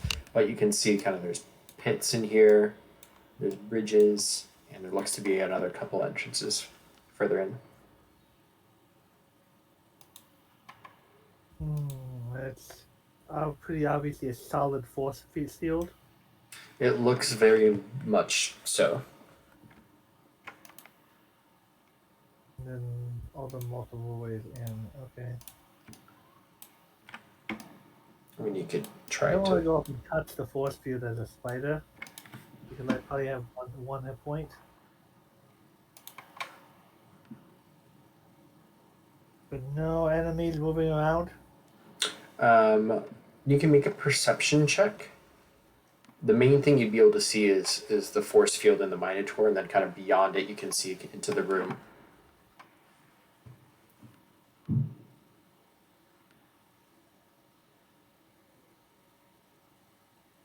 You could give Theodore a perception check too. That's not my character, but Theodore could.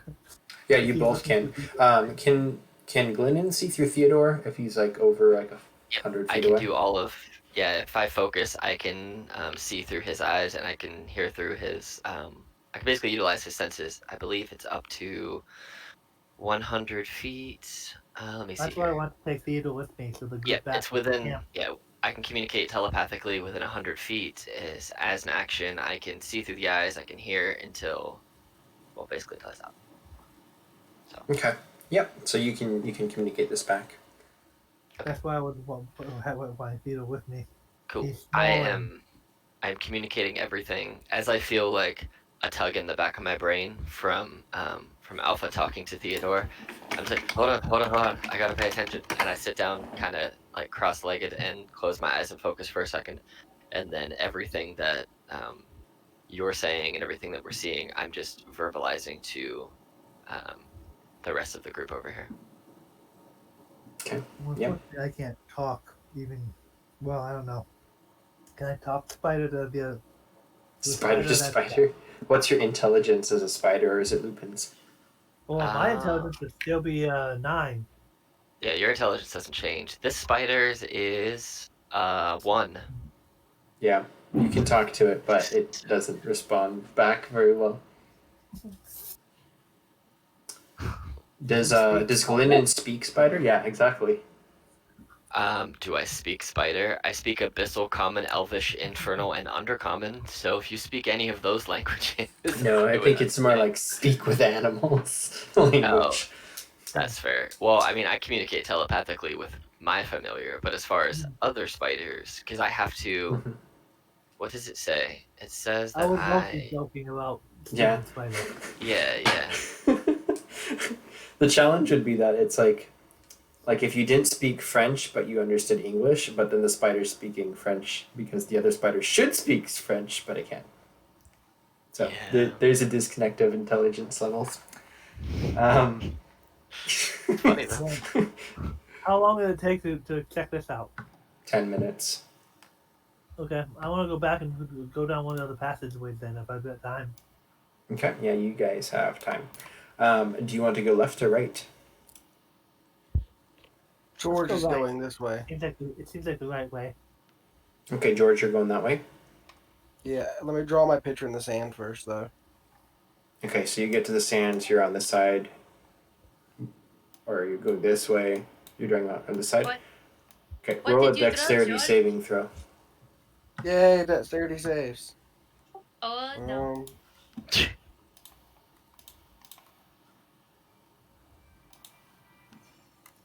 Okay. You feel the ground buckle beneath you as the sand begins to sift down as the trapdoor opens. You make a flying leap and catch on to the other side, and you begin to slide down in the sand, but you're like clawing your way up as you can see that it's sinking down into this big open pit. This is happening like 10 minutes into your short rest. I'd say 15 minutes so that your spell, ritual casting, and stuff is all done. But the short rest is not over at this point. As Morthos, what do you do? And what does everybody else do? I draw a hammer, a rock, and a broken rock, and then I walk forward. Okay. Okay. That's how you spell Morthos, by the way. Oh, okay. Okay, so is anybody else going to do anything else? Or no? As there's now this Sure. pit. They're gonna here. watch me jump over a hole and walk off into the distance. Bye, guys. Yeah, basically. Elizabeth's going to look and go, should we follow the big one? Or should we... Alright. I mean, I need to keep Yeah, resting so to get the resting rest is of my over. magic back. So I mean, I'm not gonna go anywhere. I'm gonna stick out until I got my magic recovered. I need to rest too, but I don't trust us walking off on our own. It does not feel smart to split the party, Okay. but that is just me. So We can fly. Alpha and Theodore would Very come true. back, and I think Morthos, you're finished drawing in the sand. So are the three of you wanting to go over there? The spiders can go across the wall, so you can get over it without a problem. The point of going as spiders is they're unnoticeable. I mean, who you see a spider crawling down a dungeon, at least a normal sized spider, you just It's true. walk past it and it's like it's a spider. Or It's no squishy. So I think I want to go this way over here. Okay, And so spiders the goes warforged this is way. going to be tromping through and making loud noises. Yeah. Hey, I'm a sneaky warforged. so Are Morthos, you, you get to a pair of double doors. They're closed. They're wooden, and there's two giant pole handles made into the shape of cobras. Is there any like holes on the door? No, not really. Like no keyholes or anything? No gaps? It's snug. Damn, I wanted to peek through it. Sure. I'm just gonna try to open the door. Okay, the door creaks open. Inside, you can see a room that looks like this. You see all sorts of boxes with ancient spears made out of bronze. You see a bunch of crates. These would be where the double doors are. You can see a big tapestry illustrating what looks to be an Egyptian centaur, if that makes any sense. Kind of like the pharaoh headdress and stuff, but it's a centaur. And you can see just kind of, I don't know, musty square chamber. musty. Is there anything in here other than spears? You can roll a perception check. And you can also roll a stealth check at disadvantage. So I'll check at what? Disadvantage stealth. Oh, why am I at disadvantage? Because he can see you. Okay, that's still 17. That's fine. No. Okay. What Oh. the hell is that? So over here on the other side of the room, just kind of, I would say pacing, but his lower legs are just kind of fade into like a fog cloud of just kind of green, and he's just kind of gliding back and forth in this almost putrid arcane magic kind of glowing out of his eyes, the same way the mummies were, but he looks to be a shriveled husk of some old person. You can roll a history check if you like, or an insight check. I'm good with either. They're both the -1. The people who should be rolling these are hanging out, chilling right now for an hour. What does a 16 tell me? A 16 tells me that you don't know who it is, but it's the person here in the mural, except much deader and much more shriveled. Okay, I suppose the thing that George is worried about is how hard can I hit it? How hard can you hit it? It is starting to glide generally in your direction. Snap. Has it seen me? You don't know. Well, fuck it. I'm not good at sneaky things. Is it close enough for me to hit it with a stick? Nope, it's, let me check the map, but I think it's like 25 feet away. It's like halfway across the room. Can I throw a javelin at it and run away? If you want. Sounds like a bad idea. Javelin. But you're gonna do it anyway. Yeah. Okay. The javelin clatters very loudly halfway between you and this ancient pharaoh of whatever it used to be. It looks directly in your direction. It was headed towards you. It hadn't seen you, but its gaze shifts just enough to where you can see, and it goes and begins to hover fly directly at you.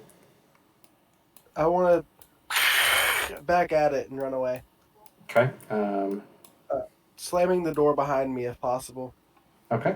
You can slam the door. Meanwhile, The spiders go down the hallway. You see it kind of stretching this obsidian marble, whatever it is, aligning each walkway, and it just kind of begins to descend. There is no doorway in this chamber, but you get down to a room with 3 sarcophagi. One of them in the middle there is kind of cracked open. It smells of dust and death and spider webs everywhere. And there are 6 torches, 2 of which are lit. So not like in this kind of picture, but you have here. I don't have a way of doing this, so I'll just do 1, 2, 3, 4, 5, 6, and I'll touch that up in a minute. But the middle torch on this side is lit, and the middle torch on this side is lit, and the others are not lit.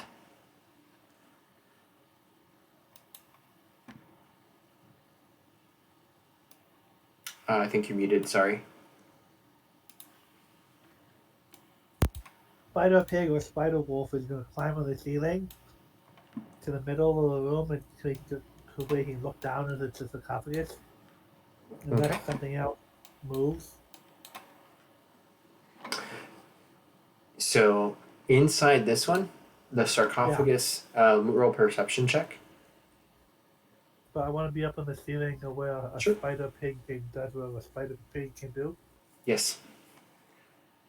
You can see Yeah, 14. inside.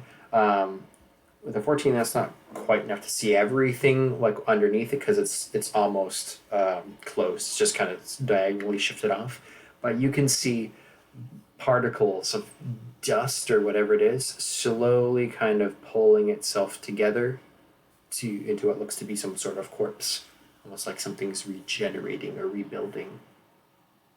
Okay, well that's not nice, but this is a scouting mission. We're just here to look around and then going to go back to the group. Okay.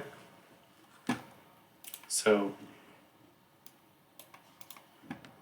Morthos, so you slam the doors shut. You hear this kind of on the other side, and then you feel a force on the door. Roll a opposed athletics check. Yeah, I'm good at those. Watch me rolling that one. Ha! Called it.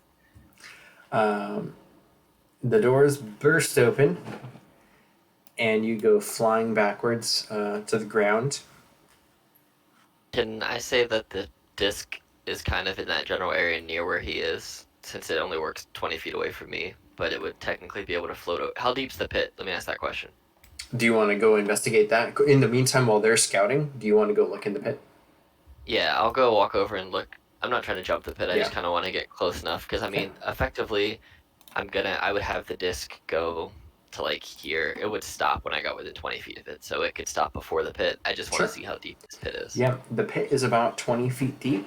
It is Okay. filled, it's a pit full of sand, and you can see huge cobras just kind of coiling around, I just hissing look at each like, other. "Yee."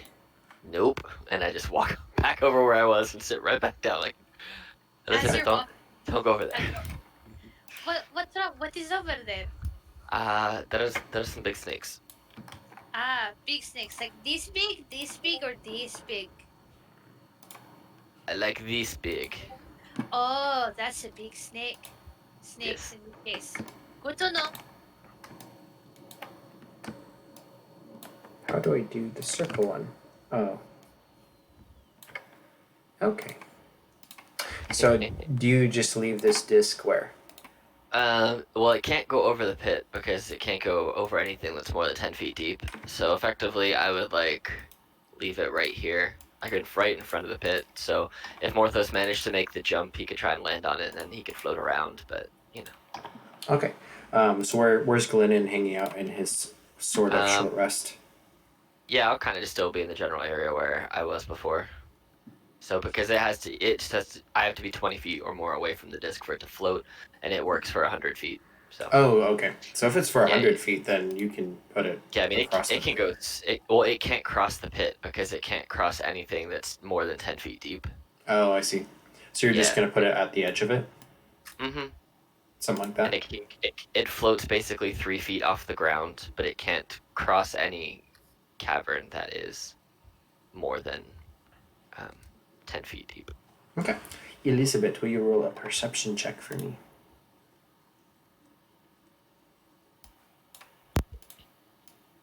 I brought a friend, guys. Oh, hello, George. What are you doing? Oh my. Okay. Boom. There's the door flies open. You would see with a 17, you see Morthos go launching backwards. And then Mr. Lich Friend comes out on top of him a little bit. This is unfortunately not enough to finish your long rest. So that will be new initiatives from everybody. And at this point, the spiders are starting to come down the other side of the hall. So you say we didn't get to finish our short rest? This would have been about 30 minutes before he triggered this. Oh. Because you had So I about guess- 15 minutes to the north one and then 15 minutes to the Gotcha. east So I should west. probably. I guess I didn't get to utilize my 4 spell things, so let me add those spells usages back to my slots here. Not so I unless you don't can find a way to prevent combat from occurring. I got this. I will do no. combat alone, guys. I got this. Oh no. Stay over there. No. I'm a big angry No. robot. Oh no. It's okay. It is Dylan, okay. we have a situation. Okay.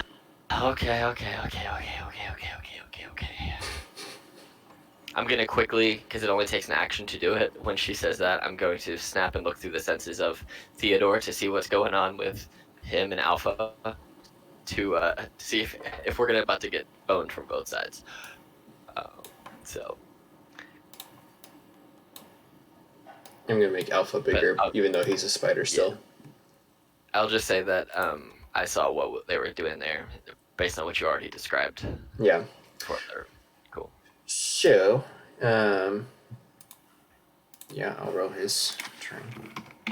Alpha, if you want to roll initiative too, just so that you're in the turn order.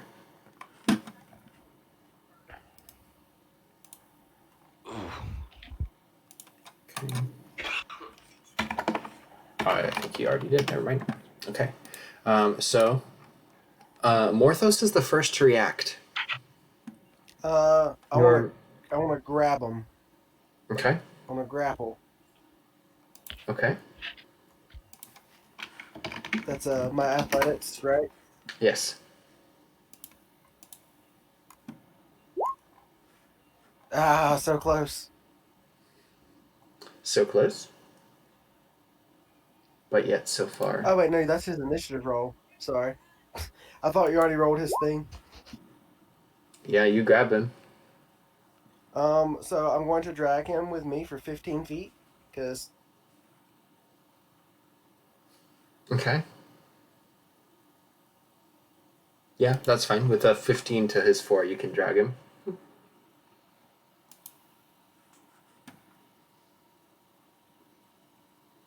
Hello? Did Justin cut out for anyone else? If Okay. he's talking, I can't hear him. Same. I think his microphone died then. I can predict what he's going to do, though. I'm just trying to Throw think him of... in the pit. Yeah. Just trying to think if that's actually how grappling works. Grappling just stops them from being able to move, but then you Tug would probably... them. you could probably make more contested checks to see if you can actually put him in the pit or not. You probably have to do like a shove check after grappling him to push him in. Yeah. And even then it's 2 squares. So it's dragging him 15 feet or shoving him up to that much. So I think It'll Once- probably take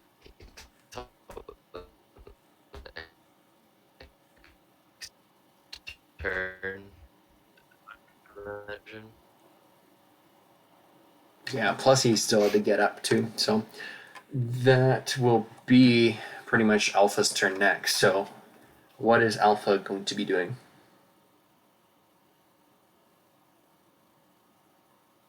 I think you might be muted, Eric. Spider wolf. You're going to transform from a spider to a wolf again? No, I can't. I've used my 2 wild shapes until I do a short rest, and I've been Oh. walking down, so I wasn't taking a rest.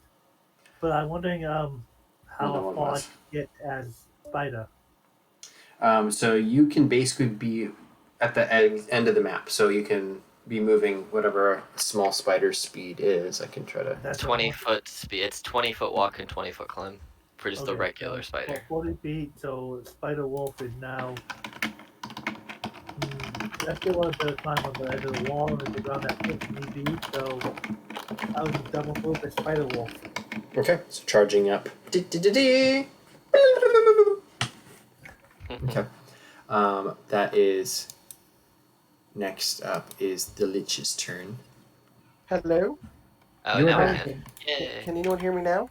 Yes. Yeah, now we can. Okay.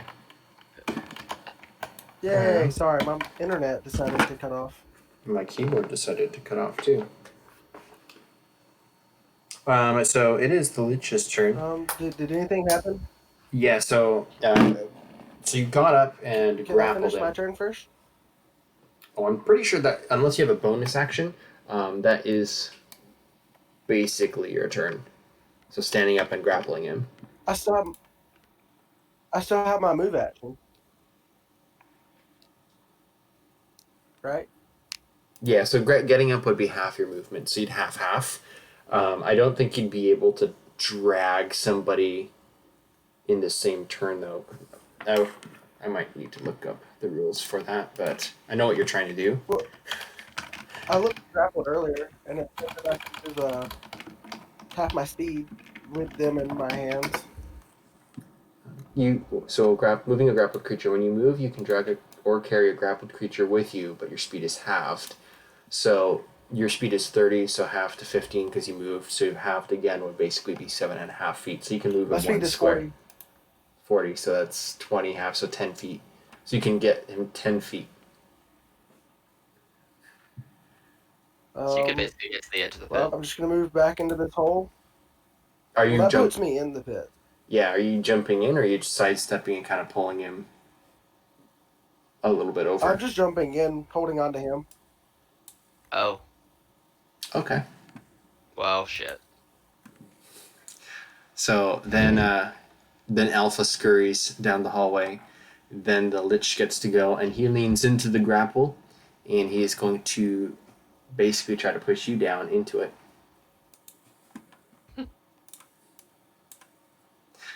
I'm presuming you're not necessarily resisting, or are you? Because if you're trying to pull him I just want to pull him with me. Okay. So you fall the 30 feet there. No, I think I said it was 20 feet. So that's 2d6 damage. If you can roll 2d6.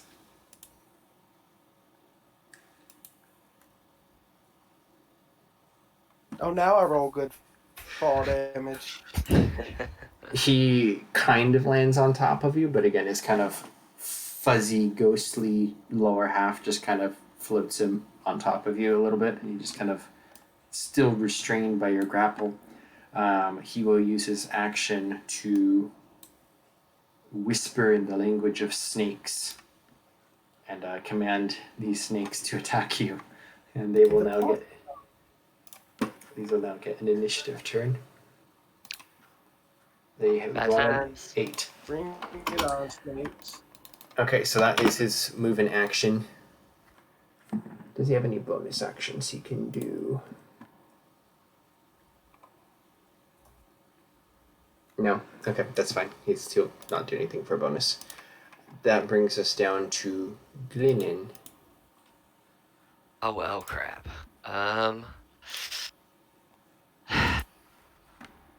Well, I guess I'm gonna...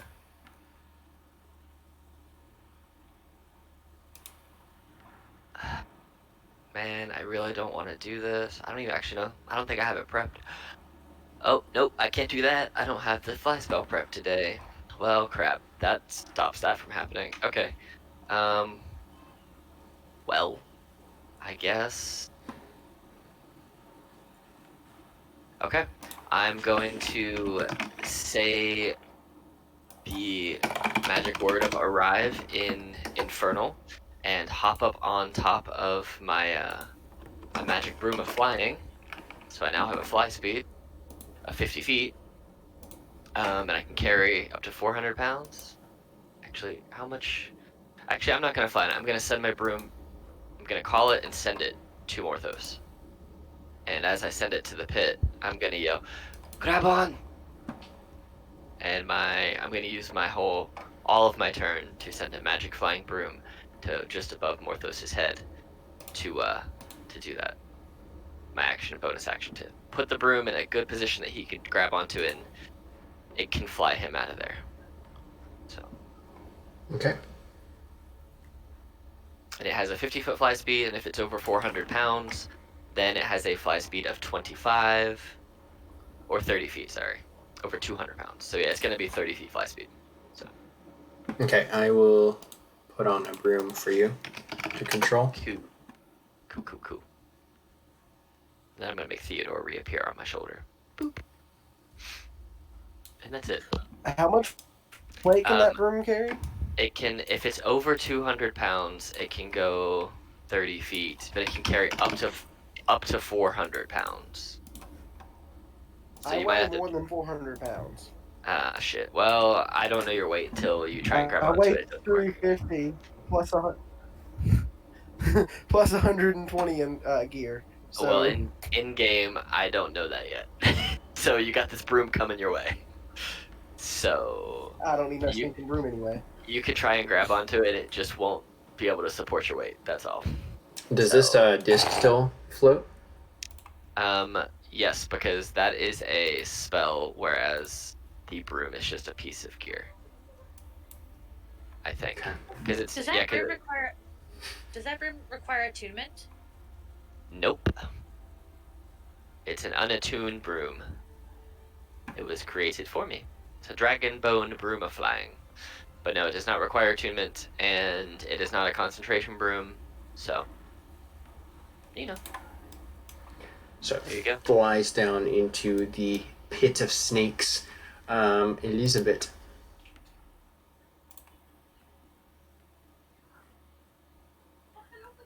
Alright, Elizabeth is going to fly over to the edge of the pit.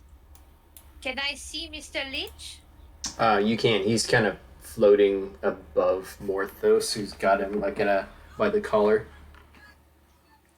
Alright, fantastic. I am going to...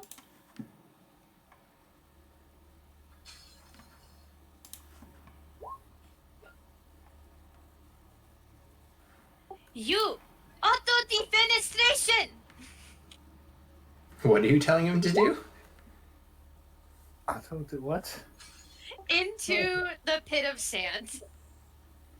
So he's fallen down too. So Morthos hit first, and then the Lich is floating just above him, basically. So I don't know if he's not floating at the top, if that makes sense.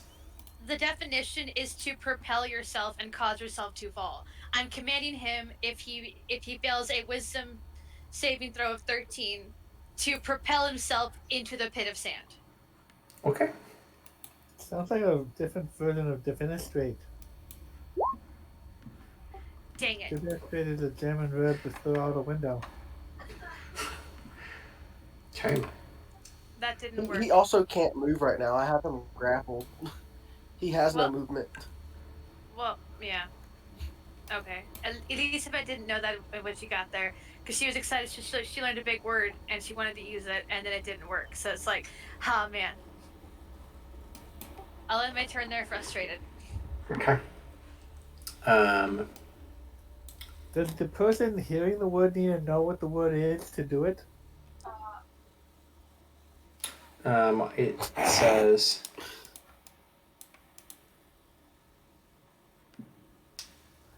I don't think so. And plus the spell has no effect if the target is undead. I think as long as they can understand your language, they just kind of feel magically compelled to do whatever it is that... Oh yeah, it does say it has to. Yeah, it has to understand the language too. But I mean, if it's common and it speaks common, then I would say yes. Yeah. That would work. Elizabeth's large vocabulary. I learned that word in a book. That's fun.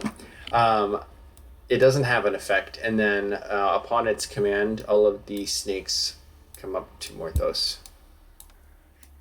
Here you go, making me roll a whole bunch of rolls. Yeah. Bring it We're on, making snakes. you do it. We're making you use the snakes you put in game to attack +4. Morthos. Yes, it's all your fault.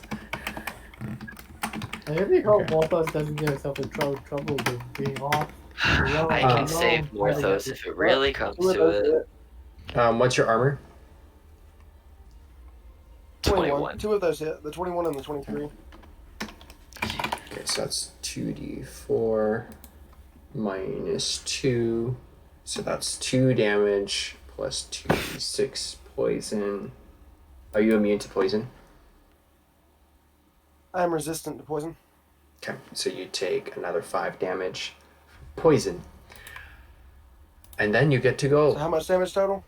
That would be 7. 7. Okay. Well, first thing I'm gonna do is rage. Okay. Ooh. You want me to pull up that Which means table I for get a you D8. so you know what it is? Is that No, I can teleport again? Oh, you got teleport? Yeah. Alright, there you go. Oh, you can just teleport out of the stupid pit, and they can't even hit you. Because it's teleporting. Well. I'm not. I don't think I want to teleport.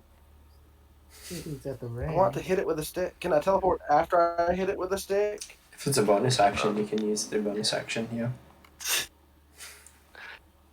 This is gonna cause so Yeah. many problems I'm gonna with hit it long campaign barbarians. twice. Pop, pop, pop, pop. I'm gonna reckless attack. Oh man. For the first Wow. attack. Is a nat 20 hit? Yes. Yeah. So that's 4 plus 8 is 12. 12 12. And then we're gonna reckless attack for the second attack. plus 3. Oh gee. Wow. Another nat 20. Wow. Yeah. So what's that? So that's 7 plus 8, so that's another 15. It's another 15. So 15 plus 15 12 plus 12 is 27. 6, plus your 6. And then your rage damage, so another 4, right? Oh yeah, I forgot about the rage So damage. 15 Thank plus you. 12, I need to toggle that back 27. on. Plus 6 is 33, plus 37 damage. That's how much you did. What's the, so I'm at 31. What was the other? Oh, so he got the 6 from his ability modifier added in there because it's plus 3. And then the plus 4 for his total rage damage. 2 for each attack. Okay. So it looks like on the dice you rolled a 1 and a 4. I Those are the... probably just mathed wrong. Yeah. Yeah, so that's 1 and 4, so that's 5 damage on the dice, plus 16, so that is 21, plus 4. What, I don't know. 25. I'm not So sure. he also needs the plus 3 from each of those attacks because that's the strength mod. Okay. So, yeah. So I think that's what it was. So. So Yep. 37 then? Yeah, that should be right. Okay. Sure. And then we're gonna do that bonus action, teleport, releasing my grapple Okay. on top of this here fanciest disc. You're just, How do I get Chill on on top of the disc? you can just be on top of it. There you go. Now you're on top of a floating disc that's like 3 feet off the ground. You're just standing there. Okay. And then I'm gonna hiss at that dude because he hissed at me first. Okay. Alpha. So it is now Alpha's turn. Okay, I'm thinking I may not be able to reach it and still be able to have Spider climb. So, Spider Wolf is climbing on the ceiling above Elizabeth. Okay. So just double dash, basically? Yeah, double dash. I don't want. If I wild tip back into human, then I can't wild tip into a short rest again. So. Okay. So the creature is going to begin to levitate, and it will go up the 20 feet, and then it is going to try to attack Morthos. How do I do this? So 20 is not enough to hit. This is So its finger Yes. kind of comes close, and you lean out of the way.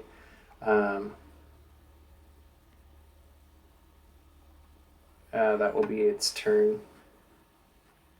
Okay, Glennon. All right. Well, so many of my spells affect a whole bunch of things at one time that I either have to get really close or do some stuff. But I'm probably not 90 feet from him, so 70 feet. Okay. Okay. So, I look at this creepy mummy boy, and I start making whipping sounds with my hands. Go, whoop-pow, whoop-pow, pow-pow. And I cast Tasha's Mind Whip, but he's just gonna go ahead and fail probably because I'm gonna give him a 6 from my port dices that I have from earlier. So it's gonna be 6. Okay. So he now takes 12 Mind Whip damage. So what it does is he'll take a 6 plus whatever his intelligence saving throw bonus is. So all it does is replace the dice roll, doesn't negate the Really? addition from the save. Yep, that's how the port dice work. Which is So- beneficial when you use it on yourself. So explain that to me again. Is that doing extra damage? Or No. So I'm using a portent dice to Okay. give him a 6 on his dice roll for the save. But Okay. say, for example, like I, as Glennon, have a +7 to my intellect save. So if I got mine replaced with a 6, I would then add my +7 to it for my total. Okay, so he has So- a +7. Yes. So he So- has a so total that'll- of 13, which should fail him. Okay. So, So he takes the 12. damage. Yeah, so he takes 12 psychic damage, unless he's resistant. But he also, it's this, so he cannot take a reaction until the end of his next turn, and on next turn he can only do a movement and action or a bonus action. Okay. So he's basically mentally impeded for the rest of this turn and next turn. Okay. So, and then I'm going to go here, but then I'm going to call my broom to come back, because I can just say the command word and it just went boop, floats, and Okay. I'm just gonna chill on my broom. Not Cool. flying yet, but I'm just gonna chill on it. So, Okay. Elizabeth. Elizabeth is going to fly 10 feet above the lich. And Elizabeth is going to cast Spirit Guardians. Okay. Okay, so it says that when you cast a spell, you can designate any number of creatures you can see to be unaffected by it. I'm not going to affect George or Alpha if he enters the area. Okay, he's on the ceiling. Okay, so that would just affect the lich and the snakes, I think. Okay. And when you cast a spell, yeah, an affected creature's speed is halved in the area when the creature enters the area for the first time, or a turn or starts its turn there. It must make a Wisdom saving throw DC 13. On a failed save, it'll take radiant damage if it's good or neutral, and then necrotic if it's evil. If it's Okay. successful, it takes half as much damage. Okay, so it has to take it right now, correct? Or is it just on its turn? it says at the start of its turn, or yeah, if Okay. it starts its turn there. Okay. Oh, I'm reading Tasha's Mind Whip. That's why I'm not making any sense. Here, no, sorry, Okay. I'll put it into the chat. Okay. Oh, so if it's a So if 15-foot range, then the snakes are 20 feet down. So, Okay. or I'm are you coming- casting it underneath him? I'm casting it underneath him. Okay, then you would be able to get all of it. So, So This- what's Elizabeth's alignment? Elizabeth is lawful good. so they take radiant damage. so you can Nice. roll. But I'm choosing not to affect you with it because you're on my team. Woot woot. So I'm just gonna roll one roll for the snakes, and then there'll be a 9. So you can roll 3d8 radiant, Okay, it rolled for me. It's a Oh. 14. 14 radiant versus a snake. 9 hit points. You get all of them unless it's a pool. Is it each creature gets that, right? Yeah. So describe as you just start killing the snakes. Elizabeth has never cast this spell before, so she's like, let's see how this goes. One is a male dragonborn that is silver that no one has seen before, but is very familiar to Elizabeth, and the other is, I don't know, Glennon, but all monochrome and silver. So that is 13 to save. That is a pass for the Each lich. feat. Yep. So It takes half damage, so it takes 7. okay, 7 damage. And then Morthos. Well, I'm gonna hit it with some sticks. Boing, boing with a reckless attack, as is tradition. Does a 22 hit? Yes. That's Yay! 9. And then second reckless attack is. You're lucky you're doing a 20. reckless. I'm rolling a lot of ones. Yeah, that will hit as well. So I'm that's a plus reckless individual, 13. sir. Okay. And I don't feel the urge to teleport as a actually, it can only move or attack, so I'm gonna bonus action teleport over here. Okay. That would be That's my Alpha. turn. It would be your turn next. You're on the ceiling. It's not that far from you, because it's levitating. If you're on the ceiling, it would be, I guess it'd be 5 feet, one square in between you. I mean, there's very little I can do to attack it as a spider. Hmm,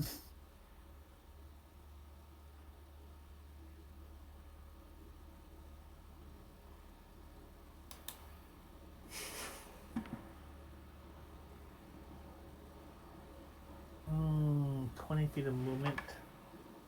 Does that get me across? No, it'd still be putting me in a pit.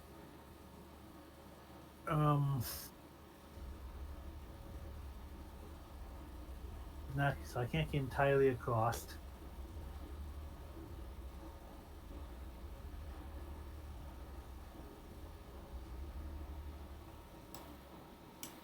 Or can I? I mean, it's, so if I mean, I can't get all the way here, can I? Are you being a spider? Yeah. Unless can I kind of transform here and I try to jump down the rest of the way? Yeah, I would just say you can roll like an acrobatics check to just kind of use your momentum to fall forwards. So yeah, I kind of want to use the spider kind of be on the ceiling to get a decent way, and then kind of heal, kind of fall forward over here, and interact with an object. I'm going to pull out a rose from the side of his belt, and then from foot as it extends it out into a whip, he wants to attack the lips or slitsy thing. Okay.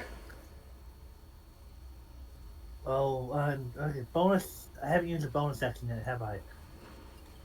So bonus action Hunter's Mark, and then try to hit it with the whip. Okay.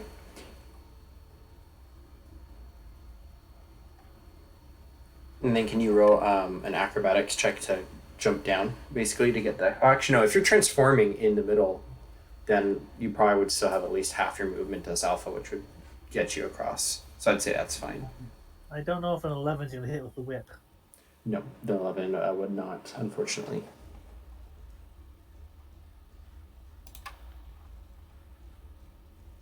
What about Beta? Is Beta doing anything? Beta would probably be kind of protecting the camp. I mean, Glennon's still back there. He would probably just be told to protect Elizabeth and Glennon. Glennon staying there, Elizabeth ran off, so he's probably just staying with Glennon. Okay. It is its turn. It will try to reach up and grab Elizabeth. It has to choose if it wants to do an action, bonus action, or movement, and then it can only do one of them. it'll do an action then, and it will do a ray of frost. How do I roll that in here? What do I roll? It's an attack on you, but I don't know how to roll it through D&D Beyond from his page. I should just automatically Is leave it it. the spell saving DC I found it. it's seen to roll, or it's It doesn't have the 12 though. It has a 6, so that would be a 17. That does hit. Okay. And then that's 2d8. So it would be rare frost. So if it touches you for 11 points of frost damage, and then it will use its legendary action to do another turn to get out of that. Well, once And- once its turn is over, it doesn't have to. It doesn't. It's only one time that thing affects it, just for one turn, not every turn. So. Yeah, but it can use a legendary action to have another turn right after, right? Oh yeah. Nice. So that's what it's going to do, and then it's going. What was that? Nothing. I was yawning. Sorry. Oh, I thought someone said something. Oh no, that was me. It is going to try to float over here to Alpha, and it will try to attack you with its paralyzing touch. And again, this is a +6. So that's a natural 20. So even. Oh no. So DC 18 Constitution save to be paralyzed.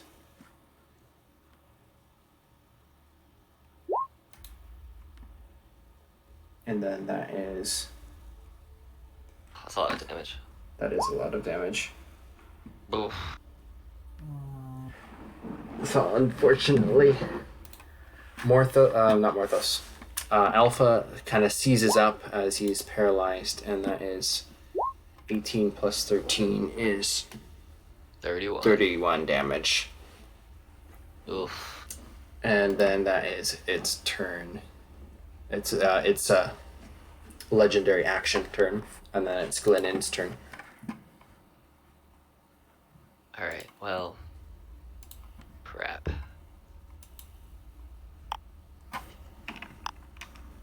Well, let's see. What do I got here that can be super helpful? Nothing that won't mess up my whole party at the same time. That's what I'm trying not to do. Well, I'm gonna move because I have 50 feet of movement right now on my broom. So I'm gonna first just move over there for 35 feet of it. So bam. I can see the guy.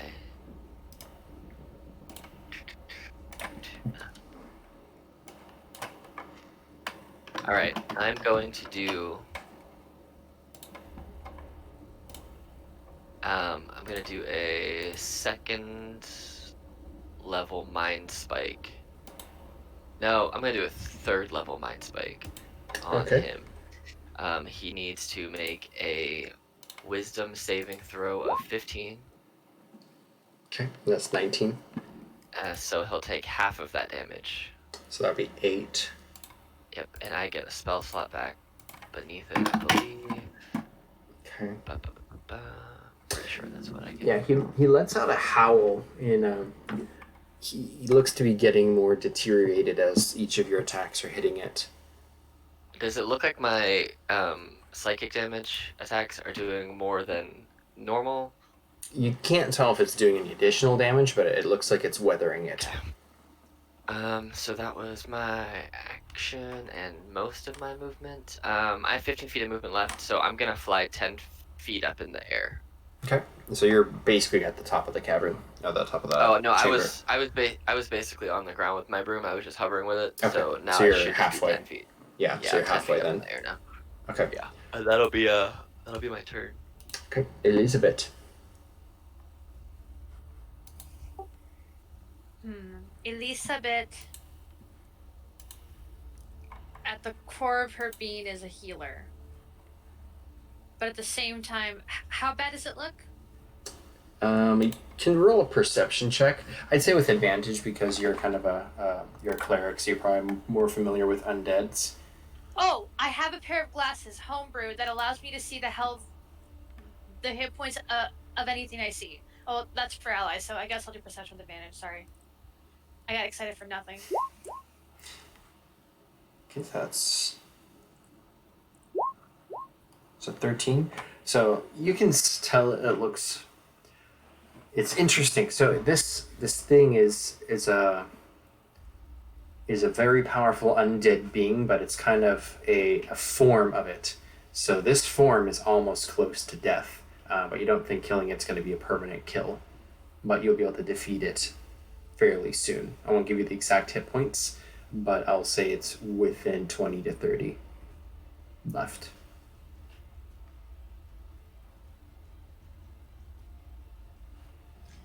Elizabeth is going to yell something in Draconic, and if you don't know Draconic, you don't know what she said. But you see her start to cry, and she's going to cast Guiding Bolt at 3rd level. Okay. So an 18 hits. And that's radiant.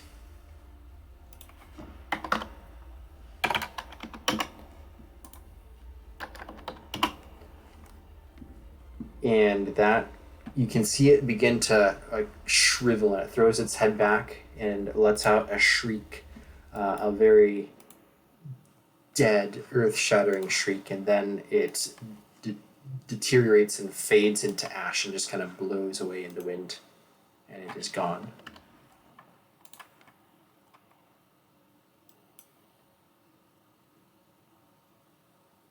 And that's the combat. Elizabeth is immediately going to yell at everybody to get where she can see them. Everybody back to the circle! Get over here now! I mean now! I'm assuming I'm no longer paralyzed once it's fed. It would last for 1 minute, so it will go away after So 54 more seconds.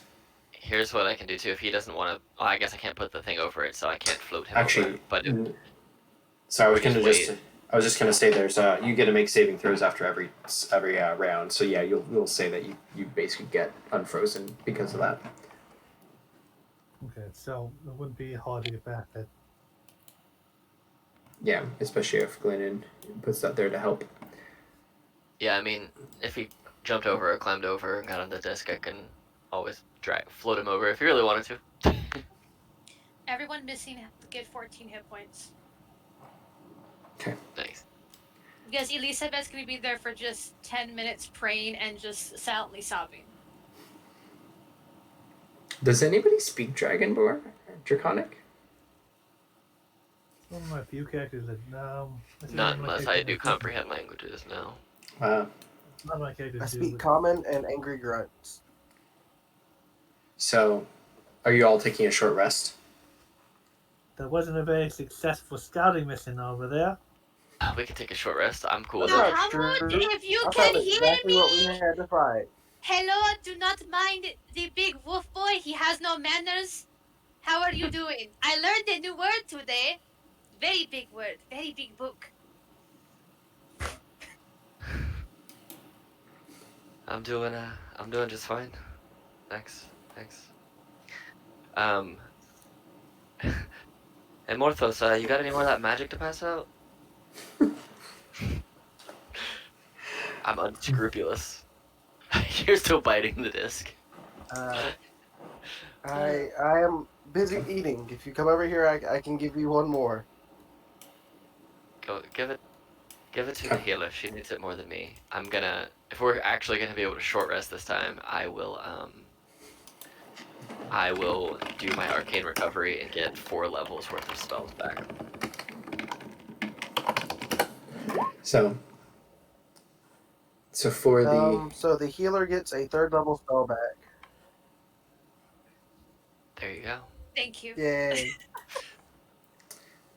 I mean, I would love more magic. 3rd but level at the or same lower. time, after everything that I just burned and went through, I literally have only used 3 spell slots of my 4 or 7 of my like 14. So I'm okay. I will gladly take that 3rd level because that's I like love my. And now I only have one 3rd level spell slot left. Whew. Mhm. So Okay. wasn't that a successful scouting mission, guys? I found what we were supposed to fight, and I brought it back. I know Bahamut. That one loves to run off and start trouble. It's ridiculous. I'm gonna. Does comprehend language let me speak to him? No, I can just understand it. I can't speak back, but I can hear what she's saying if I cast it for 10 minutes.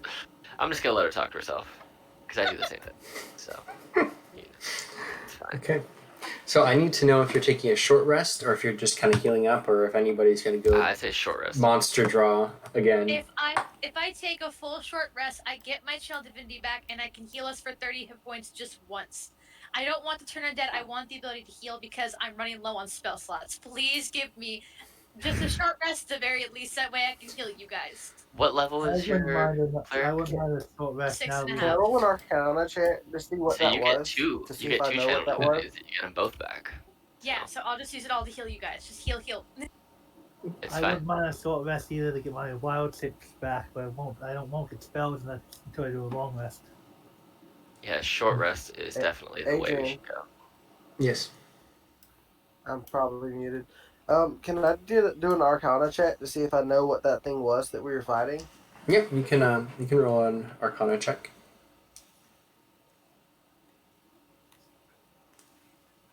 Damn. Is an undead, scary guy. Do I I know was what it hoping is? I would know what it was. So Can I- were you able to see what was in the rooms I scouted? I would have been, yeah, as long as I was focusing on the 2 different rooms. So as far as like, can I roll history checks on since I didn't really do it earlier because we Yeah. ended up in a fight, can I roll history checks and see if I recognize what the things were that they found on the scouting missions? Or some type of check? Yes. You can go ahead. Which one were you looking at? The 3 coffins, the Basically trying spear to, room, or let's go with the fiery room first, the most northern room. okay. So that's this one here. Yeah, do you want me to do it as a history check, or what kind of check you want? Well, what are you trying to ascertain from this? Kind of seeing, because was this like a prison thing up here? That It looked like it, yeah. So I want to try and figure out if it's like a magical prison, if this is like its own semi-plane dimension, or Okay. what that. Yeah, that would definitely be Arcana. Wow, that's a horrible roll for a +7. So it's from what you could see through your spider's eyes, it looked like a force cage of some sort, almost like it was a trap. And knowing that this dungeon is an ancient roving dungeon that would teleport from place to place to keep the location a secret, it's probably an inherent trap from within here, just like kind of the pit trap and other stuff that you've heard stories about, maybe.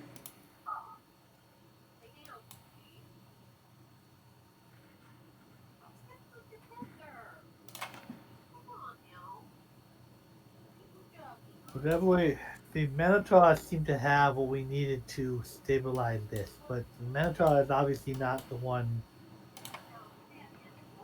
most powerful thing here, or the one he's trapped. He's not. I don't know if he's the biggest threat.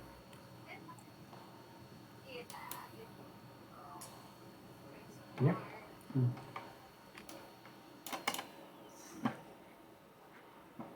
So, do you guys want to take a long rest? Sorry, a short rest? Or do you want to do more investigating? I say we do a short rest. Okay, is Morthos going to change that? Or is he going to play stick with the group? I'm just gonna chew on my disc. Okay. I will take the opportunity to say you may all have a short rest. What was that? You may all have the short rest. Woohoo! So, an hour Do I passes. even get anything back from a short rest? I don't know. You get hit dice. You do get hit dice. Oh yeah, What is my hit dice? A D10? I think I it's wouldn't 12. Yeah. Let's Is it see. really? Jesus. You have D12 plus con. I'll roll one. So it's about a little after 11, which is kind of what I was hoping to stop for this. This could go either one of two ways. We could try to do another pickup session, which I prefer not to do. I kind of wanted this to just be a one shot. We can do a series of rolls to kind of go through the rest of the content, which there's not that much left. You pulled the boss basically and fought him in advance. So we can do it that way and just kind of go through the other couple pages and then loot distribution, or we can just try to reschedule and do another time, which I don't know. I can guarantee I will ever get to it.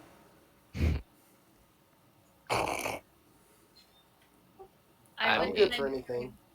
I wouldn't mind doing the series of rolls to wrap this up with a pretty bow. Yeah. Because I know how difficult planning can be. Yeah, and it's the holidays. I'm going to be super busy the next 3 weeks. Yeah. So, They do fast version to it. okay. So tell me which direction do you want to go? Since we've already been forced to fight something from that direction and should be less dangerous, I say we. Oh, why can't this? I say we go this way first. Okay. and Do you guys then want to go to the right?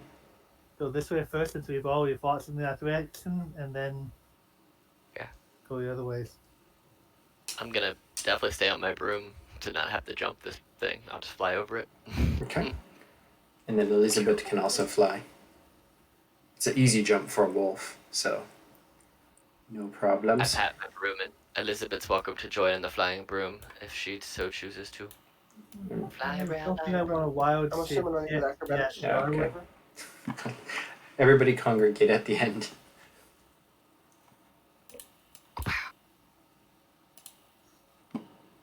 Okay. To copy and paste. Wait, we can't leave Theodore. Bye-bye, Theodore. Alright, I snap and he disappears, and then I snap again and he appears on Morthos' head. Actually, this is technically not Yeah. the map that you guys are supposed to be on. So I don't even know if everybody copied. So okay, whatever. You get into this room, which looks like this room, and on here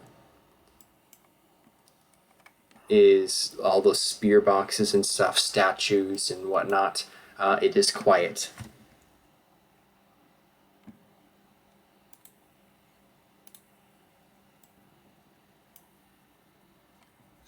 Too quiet. Detect magic. I don't wait, have I it. actually have it. Yeah, I have it. I can Yeah. cast detect Well, magic. if it takes a slot, I got something for that, so you don't have to use a slot. I can cast it ritually. Magic awareness. So is Lupin going to? Is he suggesting it to the others? He cast it. He still wants to see things himself. Okay. So immediately you get a ping here at the end. There's a very large crate, and I'll just make this bigger. Magic thing. Oh, this shit. is the first thing. This is just so you can see it because it's tiny on my screen. But there's this kind of torso, almost looking like a zombie, but he's sitting on the thing and he's just kind of glowing with the magic. Additionally, all of the statues. Well, this statue. Actually, that's the only statue in the room that's kind of glowing with magic, though it looks like it's been deactivated. And then there's a presence of kind of undeath magic down in the lower portion. However, it None of also all these weapons and crates and things like that are magical. It's just the statues. that one, and then the box that this is on is magical. Actually, how far is the range for detect magic? Probably 60 feet, but he would be moving to where about the room as he does it. Detect magic is 30 feet. 30 feet. Or 30 feet Okay. around you. within 30 feet of you, so and you can walk around. And then Morthos has it within 60 feet of himself. So Okay. You would also sense that this tapestry has magic behind it. Well, in case this thing attacks, What the has rest of the magic party behind is it? kind of support or ranged, so maybe so I think I should still go up to it first. do you want me to just blow it up? No, because we don't know it's I hostile. can hit it with a stick.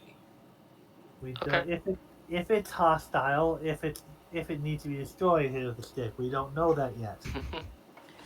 Bahamut, if you can hear me, help. So he'll go up to it, and so the others don't blow things up before knowing what it is. You're talking about the torso? Yeah. Okay. What languages do you speak? Common, Sylvan, Druidic, Primordial, Deep Speech, and Elven. Okay. So as you are getting closer, you actually hear in deep speech, which to everyone, unless you speak it, it's kind of very blah, blah, blah. And it says, "Feed me flesh, and I will give you my secrets." In back of Deep Speech, any particular kind of flesh? Flesh. Feed me flesh. What are you doing, Alpha? You're making strange guttural noises. It's a unusual language. I kind of have a bit of a bit of a bit of an interest in strange languages. Blah, blah, blah. Say, Do we have anything that would be considered flesh that isn't us? I have rations. Do you want my rations? Rations, they aren't necessarily flesh, are they? That it's dried jerky. That's kind of flesh, just dried and weird. Let's see. You can have my pinky. Let's see if it likes that. Okay. My pinky or Okay. the rations? Let's not give up your pinky. You need that for things. You should know better. No boo boos Yeah, I've got allowed. 10 days I'm a of robot. rations Like, give me too. pinky. So you'd say, how about some dried meat? How about some dried meat? That's flesh. Flesh. Blah, blah, blah. Dried rations. So is it like Dracula, the blah blah blah? Yes. Funny. He says that. Blah blah blah. If you feed him the jerky, you can roll a persuasion check at disadvantage. Oh no. As he Oh no. give him one piece of jerky, and it's like what exactly are you'll get more when you ask it. What exactly are you? Who are you? I'm the gatekeeper, the treasure counter. Flesh, feed me flesh. And with that answer, he would give him a little more. Let's see, where is my persuasion? Elizabeth Yeah. will hold a wing up, if she may. Yes. And you Look roll. over. Yeah, go ahead. Look over at Alpha and ask him to ask with the blebles. What flesh does it want? It's the same. We're saying it wants flesh, and it's the gatekeeper to the treasure. Is it undead or what is it? Yeah, he asked you that. Can I do an Arcana check to see if I can determine what type of magic is in this area? What he might be magically Yes. enchanted by? Yes. It is kind of like an undead curse type of a thing. Oh. It's necrotic magic, I guess. As it eats a piece of the jerky, it spits it out violently. It says, "I thought I said flesh." Would that be a good substitute? Do you want to try? Sure. Elizabeth pulls out this giant manticore ring. Maybe we can use this. Roll persuasion with advantage. I'm not particularly fond of undead, but It will pull the. Sorry, go ahead. I'm not particularly fond of undead, but also not the one to just go blasting my way through things. Let's see if it likes. Do you want to? Do you want this wing I, instead? yeah. Elizabeth begrudgingly offers it this wing. Wanted to save it to make a coat, but well, take it. The being starts to scarf down the manticore wing. I don't know exactly how big that would be, but it's fairly large. But its jaw elongates and widens to almost fit it in like a sub sandwich and just chews it down in moments. And then it begins to nod, and then it clicks its fingers, and one of these chests opens up, and the doors just kind of fold open, and you see just jewels and gold glittering behind it. Elizabeth's going to look at the party and say, I don't like to be the person who says this, but I called dibs on things first because it took my wing.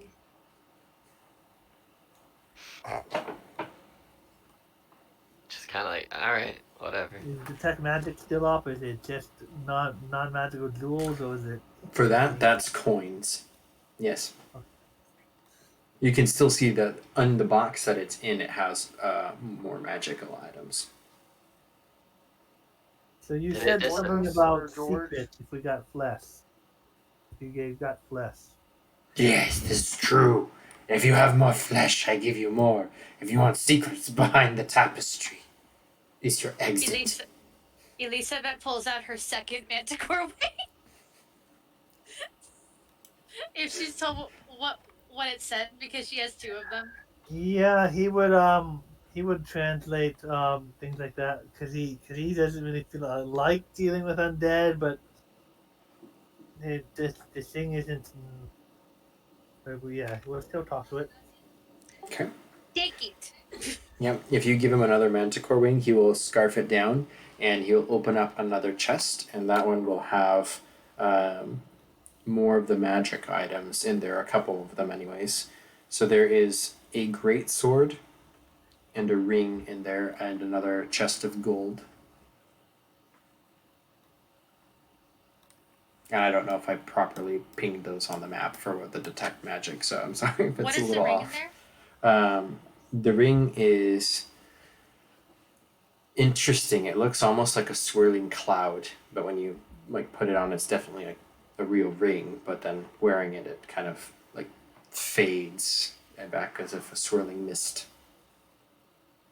Okay.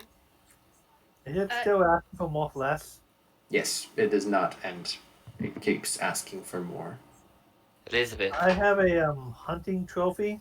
I haven't really defined what that is. Would that be potentially flesh? Roll a d100 and let's just see. A low, which we'll say 50 or less, is not, and up high is yes. Yeah. So you get to still to decide what kind of flesh trophy this is.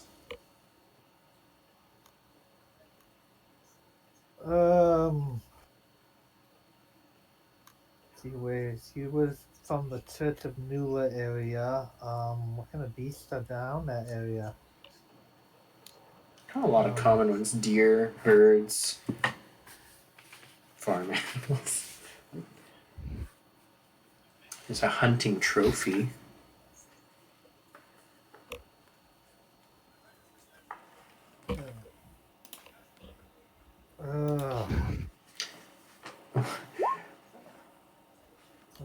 That would still be flesh. That would be, I mean, like a nice deer hide.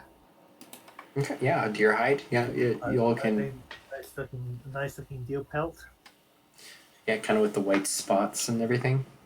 Yeah. can you ask him if he'll eat himself if he's actual flesh? Will he accept eating himself as a valid payment?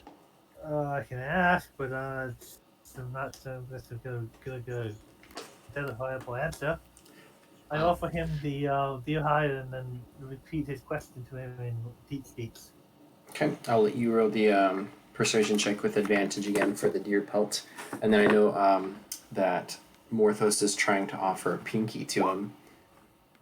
He will eat the deer hide, so he'll eat that for its flesh payment. And another one of these little boxes is going to open, and you can see behind more like golden statues and jade ornaments and stuff like that. And then when Morthos goes to try to gnaw on or extend his pinky, the head and torso grabs the Warforged arm and puts the pinky in its mouth and tries to bite down on it. You will take 5 points of damage, and then he like wrenches your hand out and spits and says, "I said flesh." What did he think about the question of will he eat himself if he's flesh? Would that be That's for acceptable? what payment you bit me, you shit. If Thorfinn, not Thorfinn, if Lupin translates and offers, then you'd say, "Human flesh the best." He was actually wondering if, I think, to regenerate some of your own flesh. Is that, I'm not entirely understanding how they're doing it. I'm But gonna you turn can- him into something so he can eat himself. Elizabeth asks Alpha, "Is he still asking for flesh?" Yes, and Move. You, come here. And she'll hold up her. To what? Alpha, tell him he gets one bite. Well, I'm tired of this. I want this to end. I can heal. I heal. It's fine. he says you can get one bite.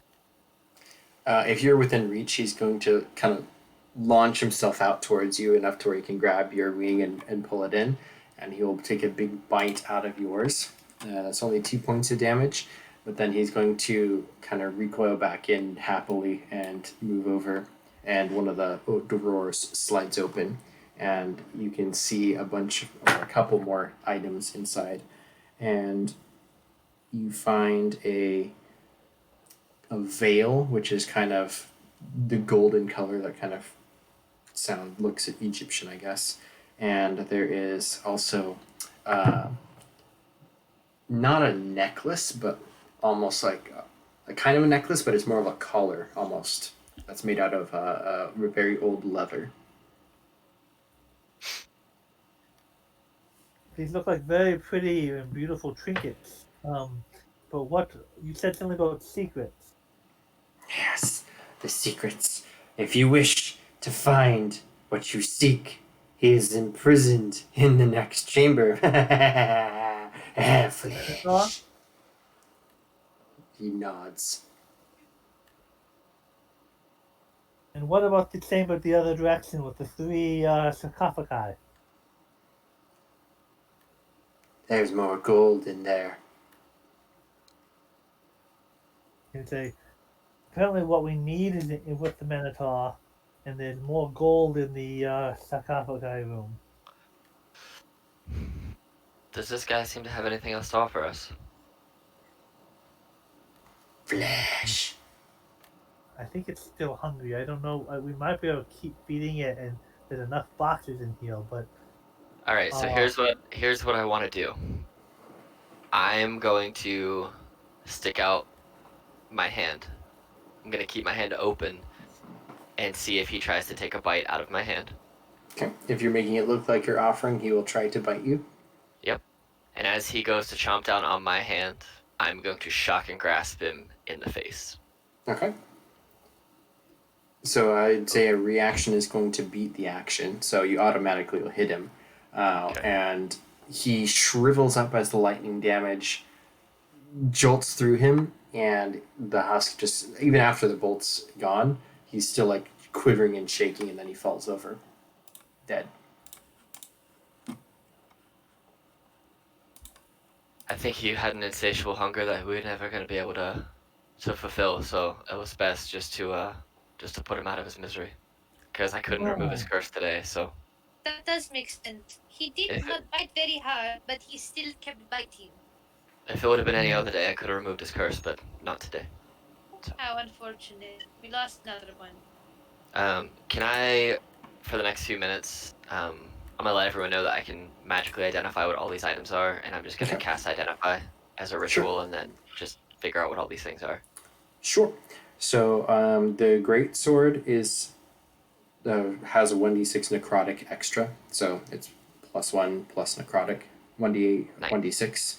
The ring of the ghost has 1 charge of misty step per short rest. The veil of the divinity is a spellcasting focus of +1. And then the collar of strength is not collar of strength. I didn't rename that, but it's basically a druidic collar which allows for an extra wild shape per day. Oh. That's awesome. As I identify these things, I'll just do them in the order that you said, and I'll look up at Morthos. Hey Morthos, how do you feel about using a bigger sword that makes people feel death a little bit quicker? I like big stick. So I like hand Morthos this big sword. Then I get this collar, and I'm looking at it for a minute. I look up at hey, Alpha. I know that you kind of had a restriction with the amount of times that you could turn into animals earlier because we hadn't rested yet. This collar, I don't know how you feel about having neck bindings, but it'll let you do that more often if that's something that you're interested in. And I kind of hold the golden collar up for Alpha to take. It's a decorative leather collar. It's not a manacle. So it seems to be more protective. That would be the most useful for a circle of the moon. And what did you say the veil did? The veil is spellcasting +1, basically. Okay. I hold up this veil. I'll look at Elizabeth. This is definitely something that doesn't fit my personal style, but I think it would work well for you, and it definitely make your attacks and your heals even more potent than before. And I hold up the veil to give to her. Elizabeth will take it and say thank you, and then say something in Draconic and go, sorry, I mean Glennon. Look kind of at the corner of my eye for a minute, having an idea of what she was inferring. And this ring, if nobody minds, I'm gonna take it for myself. It'll give me the ability to escape dangerous situations more often. We can Cool. continue exploring the other rooms, Now you can or finally teleport. Right. see what else this thing would. You said it was Ring of Ghost stuff? Yeah, it's called Ring of the Ghost, but it's basically a +1 Are these misty step. attunement items or not? Let me get back to you on that. I actually Okay. will need to double check. Is that a homebrew item, Ring of the Ghost? Yeah, Alright, so just one time a day. One time per short rest or day? it's per short rest, Okay. and then all of the items are attunement, except for the great sword is not attunement. Cool. So Well, that's good. I have 2 attunement slots left. So.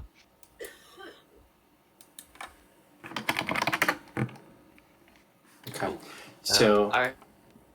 So that concludes that room, basically. If you want to collect all the gold, there is roughly 2,500 gold pieces worth of valuables in here that you can collect. So that's... And then for the final chamber, if you wanted to go in there or go backtrack to the other last one with the tomb. I think if it's any kind of dungeon like the final chamber, you might kick us out of the elf. So I think we should go to the 3 sarcophagi room first. Okay, you want to go back over to this one? Mm-hmm. Okay. So you find the 3 sarcophagi. Inside the center one, there's a mummy which is almost completely recharged and trying to pull its way out. You can dispatch it off screen. I don't want to do combat. So you can all go and power kill it. As soon as you do so, you can see that it's starting to have the dust kind of roll itself back together and it's starting to recharge.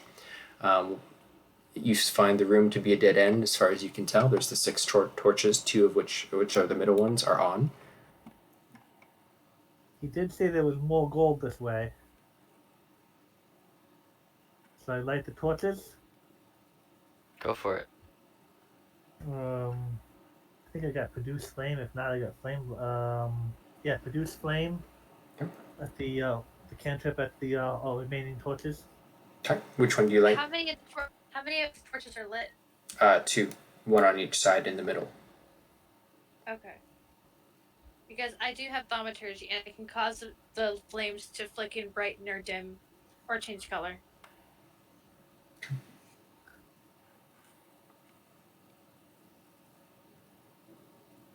Is there any kind of like writing that would determine? You asked which ones. Is there any kind of writing that might determine what to do with these torches? So if you want to examine the room a little bit more thoroughly, you can find etchings in the stone surrounding, especially around the pillars where the torches are. You can roll a history check, I think, would be appropriate. Not Help really with my cup of tea. I mean, I Nothing can do my it if you want. I'm pretty historically Yeah, dubious. if you want to point them out to Glenn and you kind of look around and you're like, what are these? And yeah. So Glenn, you can find that there's almost like hieroglyphic carvings depict kind of histories of an ancient empire back here. The previous pharaoh, which is the forever king, is kind of what they call it. But you can tell that these are essentially marked 1, 2, 3, and A, B, C. And you can see that with the flames, kind of oil burning into them.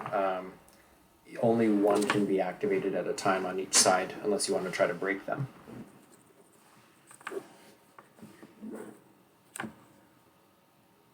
They are directly, also with a 21, you can say, I'll tell that they are directly related to the tombs.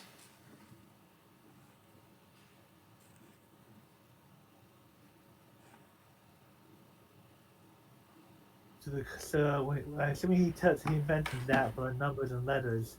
Are there other numbers and letters like around that can kind of determine like which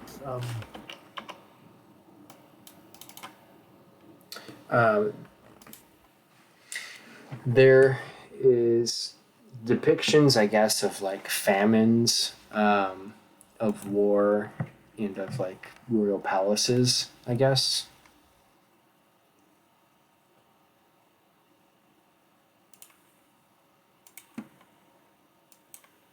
So what do we do? Like A1. So right now we've got B2. So I try like A1.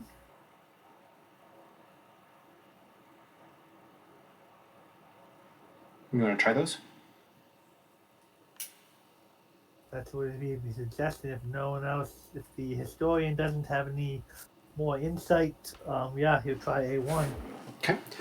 So roll 1d4 as you extinguish the two B2 torches by default when you do it. The middle sarcophagus closes, and then the first one with an A1 does not open. And if you can roll 1d4, or I can actually, or if you want, if you've got that handy. Are you doing it with right? You can. So from the top of the ceiling, a whole bunch of like spinning daggers come down, and you're basically all at full health because you took a short rest. So it's more of a nuisance, but a trap triggers.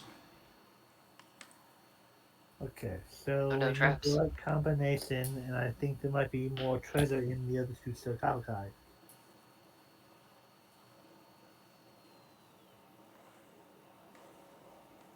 I'll go try C3. I'm gonna try C3. Roll 1d4. Yeah. Yay. Okay. As you are doing the thing, kind of fumes begin to come out from the third one here, and they touch you, and you get all rusty. Is it poison? It would be, except I'm not running this the way that I had originally planned. So, no practical effects, but you are now all very rusty, warforged. which translates to very old if you are a fleshy being. I have an idea. Let's try A2. Okay, you light A2. As Lupin does this, the first sarcophagus lid slides off, revealing a dazzling treasure. As you can get kind of a handful of diamonds and jewelry and stuff. Is another 600 value gold pieces that you can add to your stash. Okay, wasn't So now C2.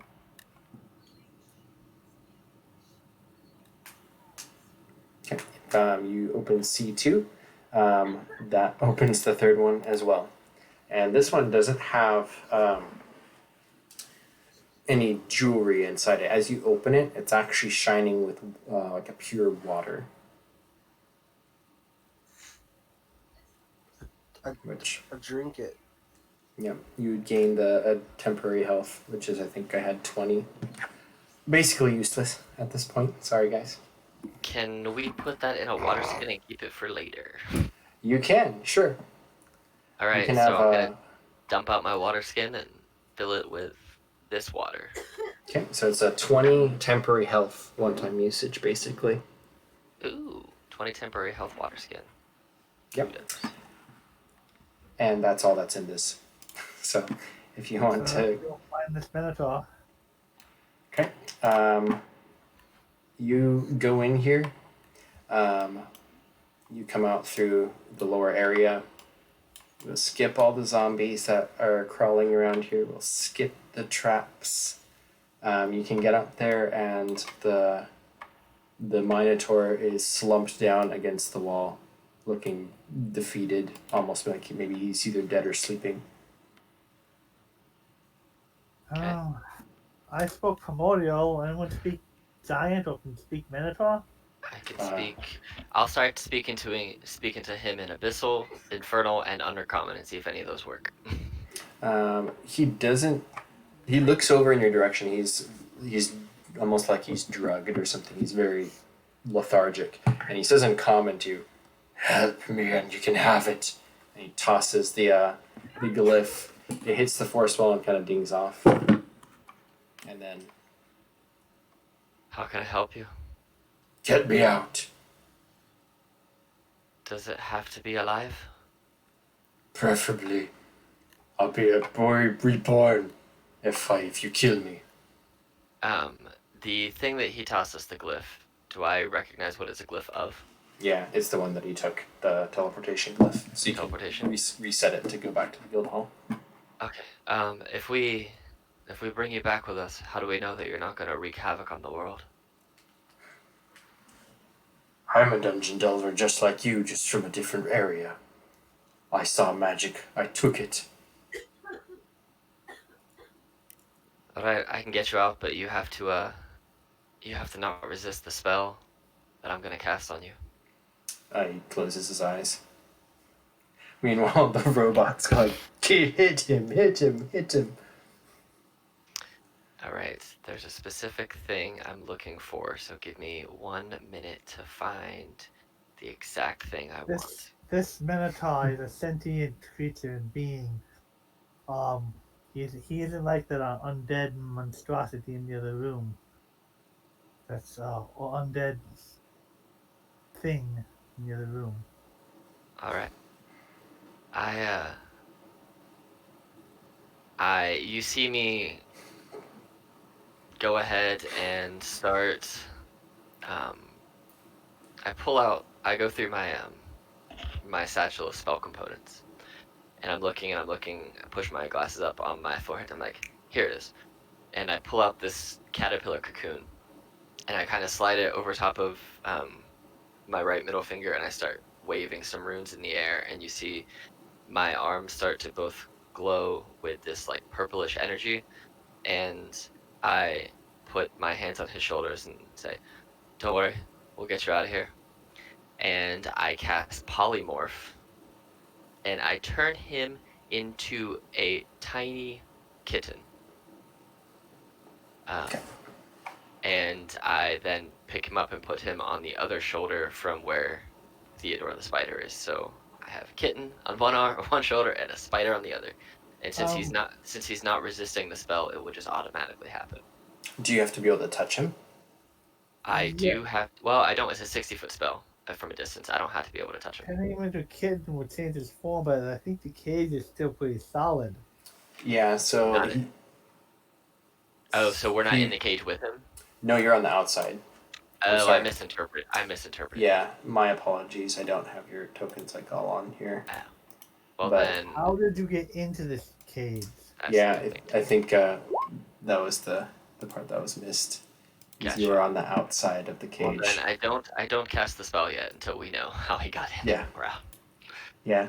So it appeared around him, basically, is what he says. Now, is this the way out? This is a teleporting dungeon. Is this the way out, or the way in and out of the dungeon? The entrance changes once it gets back in. I don't know what this is. I thought it was something I could sell.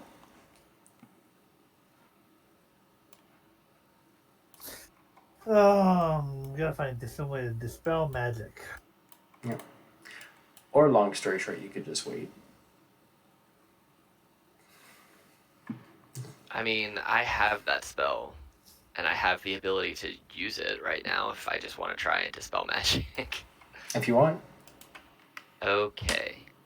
So I am gonna go ahead then and cast Dispel Magic.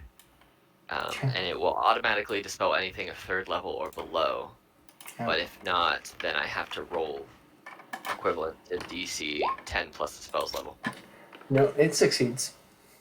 Oh. The walls disappear. Oh, okay. So I see, as I'm about to cast Polymorph, I hear Alpha ask him how he got in there, and then I was like, oh shit, wait, that's probably a good idea. And I stopped casting Polymorph. And then I'm like, well, okay. So I whip out, I just look at it and go, put my hand against the walls, and you all just see, I kind of smack the walls, and this force cage disappears. Yeah. And now I will walk up and turn him into a cat. Now I will turn him into a cat. So. George, make me a DC 13 Wisdom saving throw, please. I got this. So he had his eyes closed because you told him that he can't resist, and so you still turn him into a cat. And then I pick up the scroll that he dropped.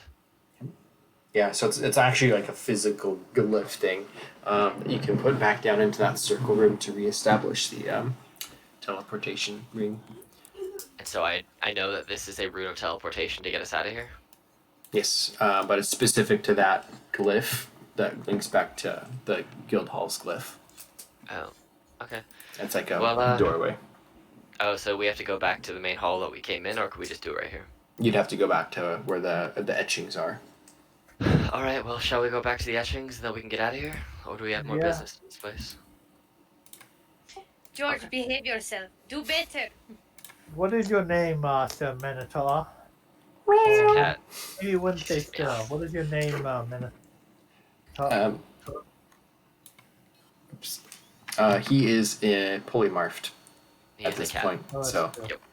I'll Yeah. ask him, talk to him more later. See if he would want to join the guild and do. So once we get back to the main room, I am going to look at the glyph, start carving out the things I need to carve out to cast the spell through this glyph, and then look around. Everybody ready? As soon as everybody's ready, I will slam the glyph that he dropped into the ground, igniting the teleportation circle to get us back to where we need to be. and poof, you emerge in Virton in the Dungeon Delvers Guild Hall, where Takarov is kind of tapping his foot in his office waiting, and he sees his glyph kind of glow back bright again, and then you poof into his office, and he happily awards you with accolades and additional gold. And I'm piling on a lot of gold for this, but it was going to be a 1,500 profit thing, which I don't know if that's divisible by 4 off the top of my head. So is that 1,500 more per person, or is that total? So it's 375 each, and so your total pot, I think, because you got 775 gold plus 325, so we'll end up with 1,100 per person. okay. There you go, and some magic items, and that's the end of the game. It's very late, so I'm going to end the recording. But thank you all for playing, and we'll see you in the next one.